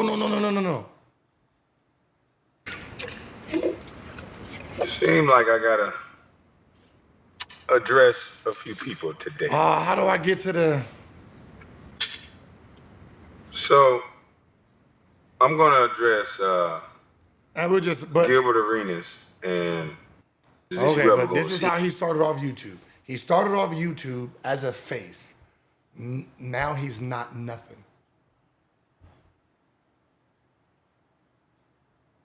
So you got worse. You started off with your camera on. Now you're doing YouTube with your camera off. That's a step backwards. If you don't understand. It's called a step backwards, sir. All the money you made, your quality, your set didn't get better. It got worse. Makes for an unsuccessful YouTube channel.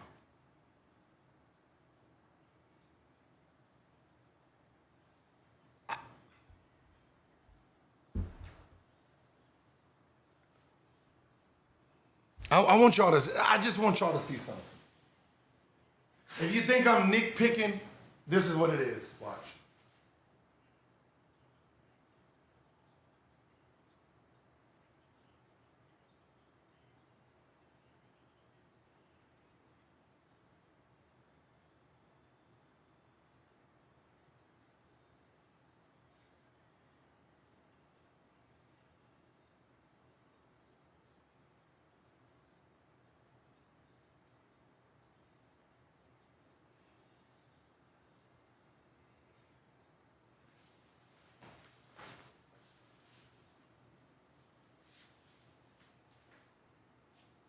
This is, if somebody's watching from their fucking TV, this is what I'm looking at. This is content to him.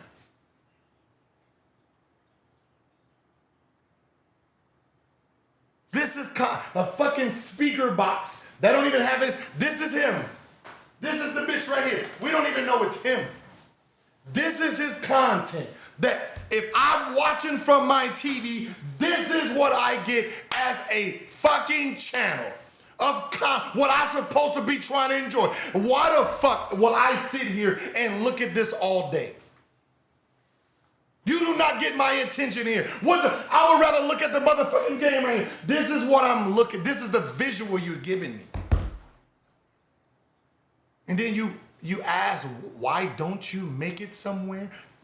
Why? How is everybody making? How's everybody getting numbers? This is yours. Now let's go to somebody who understands the difference.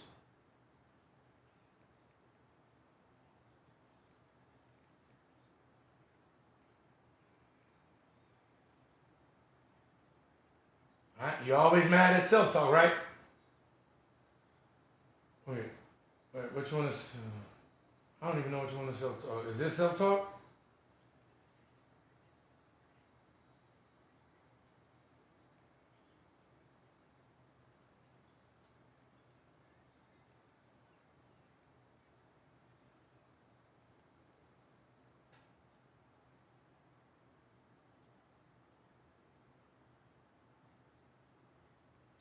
See, I don't know which one is actually self-talk.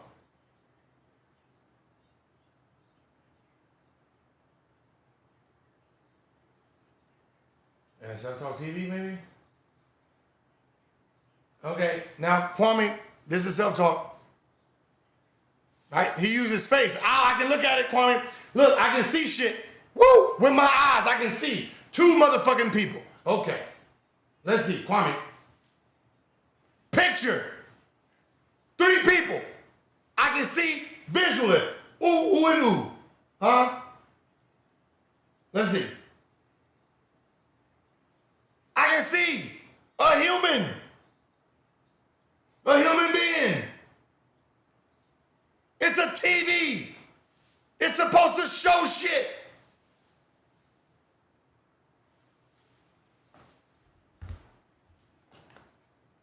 You're talking about success and how people are supposed to be successful, and you have not done nothing successful. Nothing. You think going viral, cussing at people was success. No. Kwame, that got you in the door. Just like Bronny's dad got him in the door. D-Wade dad got him in the door. Your rant got you in the door. What did you do once you got in there? You Kwame Browned it.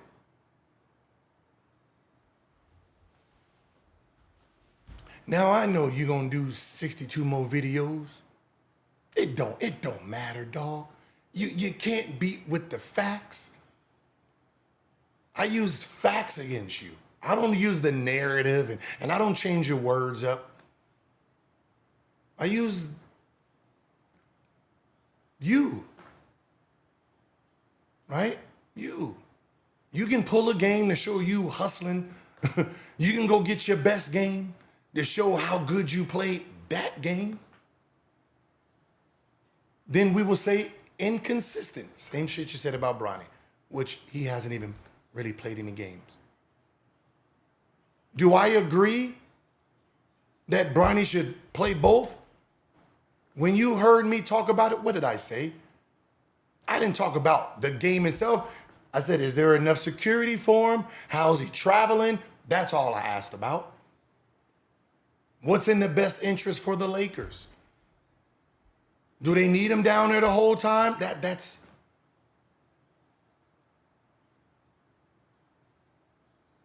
like you're mad at the decisions that they are making. If that's the decisions they want to make, that's the decisions they want to make. Hopefully it makes sense for them in the long run.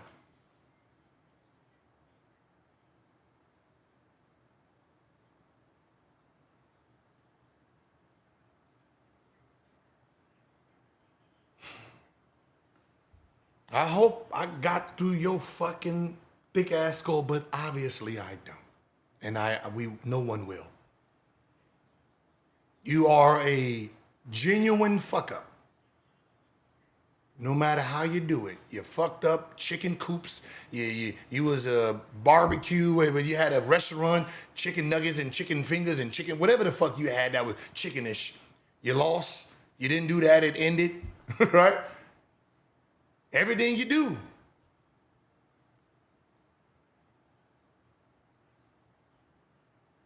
You got 3 channels, 2 channels, same shit. You might as well just one channel at this point, sir. Get off one channel, go on the other channel with the camera on, camera off, camera on, camera off. Right? Looking at the ground, looking at sand, looking in the air. That was your NBA career. Doing exactly everything to be unsuccessful so you can blame everybody else.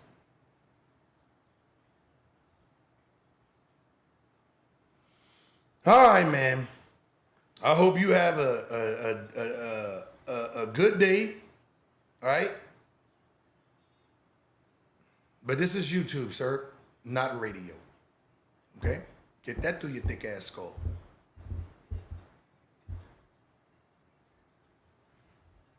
Fucking 66 million as the #1 pick. Yeah, fucking, this nigga is so fucking trash. All right, ladies and gentlemen. I think we have really, really, let me, hold on. Oh, so, because I'm on OBS, so let me go ahead and fan fund, hold on. Oh, shit, damn, y'all putting some money in, hold on. You always got receipts, folks, yeah, lovely. Hey, thank you, appreciate it. Carl Benton, over 2K in the chat, counting on his backup channel, and this is what a former NBA player chat's supposed to look like. No, for real, dog. Like, I've never seen someone do everything to be unsuccessful. It's weird, right?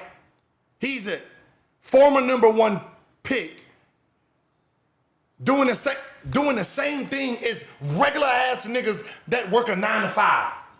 Like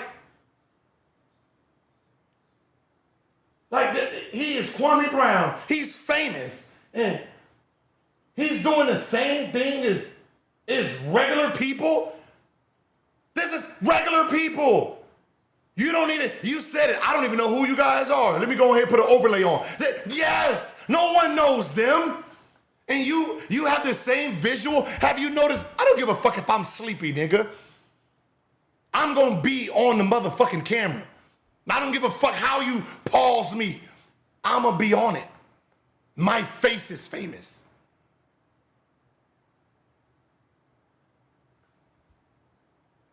Carlos, Rudy Gobert be balling more than Kwame every day. Exactly. Rudy Gobert don't even score. Rudy Gobert is not a scorer, dog, and he averages more than you. That is sad. KGR, Kwame really trying to audience for your pocket. He can't audition for the pocket. He don't have no substance. Obviously, he ranted about per 30. He don't know what he's talking about. Kwame is only good when he is playing victim to something. When he has to talk regular, he don't know what he's talking about. He can't get on a platform and talk all the time. Have you ever seen Kwame Brown do a regular interview? See, I don't want to say the word because he's going to just use this word and then pretend he's tough. He looks a little shy, don't he? Right? He looks a little conserved, right? How he comes off regular, he don't have that same spunk when he's not a victim to something, when he has to just talk regular. He's a little, yeah, and go look at any interview he does. You don't think I watched this interview to see if he can like Rashad by himself is the same person on this part. Like, he knows how to translate characters from podcast to podcast. Just like me, I do an interview with John, different. Then when I do one from Lou Will, then I do one from here, then I do one from Shay Shay. Different people. But all of them are entertaining. I don't be No Chill on Shannon Sharp's show. That's not what Shannon Sharp platform is.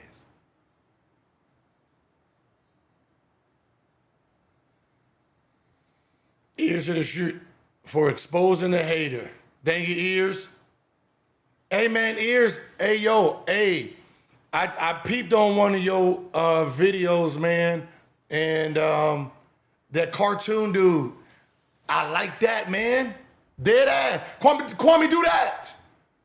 I mean, everybody's gonna know where you got it from, but do that. Have the Kwame Brown. Like, you don't want to see. No, you don't want nobody to see your face.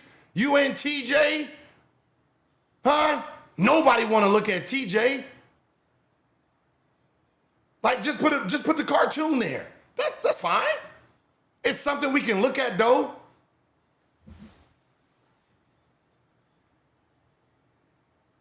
Kwame and Jordan both said Kwame was trash, but he hates LeBron for some reason. Right? Hates LeBron. LeBron ain't saying nothing about this man. The people who called him trash, nothing. Someone said, oh, Jordan signed him twice. Do you know how much Kwame Brown averaged? Do you know how much Kwame Brown averaged? And this is why I said he sold his soul. Like, look at this. Kwame Brown averaged. Look. He right here, he made $4 million. Michael Jordan got him for $1 million. This is why Kwame Brown kept getting jobs. Jordan got a starter. This man started 50 games out of 66. And Jordan had to pay him $1 million. So he got a starter for $1 million. Convinced him out of his bookie for $1 million. Huh? Went over to talking about. What'd he say? Y'all heard his man. I took a shit in Michael Jordan's toilet. Nobody can say they took a shit in Michael Jordan's. He said, Michael Jordan, hey, ho, come on over here, ho. Hey, look, I need you to come over here and be the starting center. I'll give you $1 million. Kwame's like, well, I made 4 last year. Okay. Oh. Hey. I'll let you shit in my toilet. Huh? You shit with greatness is, I let you shit in one of my toilets. Kwame. And I can tell people I shitted in your toilet. Hell yeah, yo. Deal, where the contract at? And sign.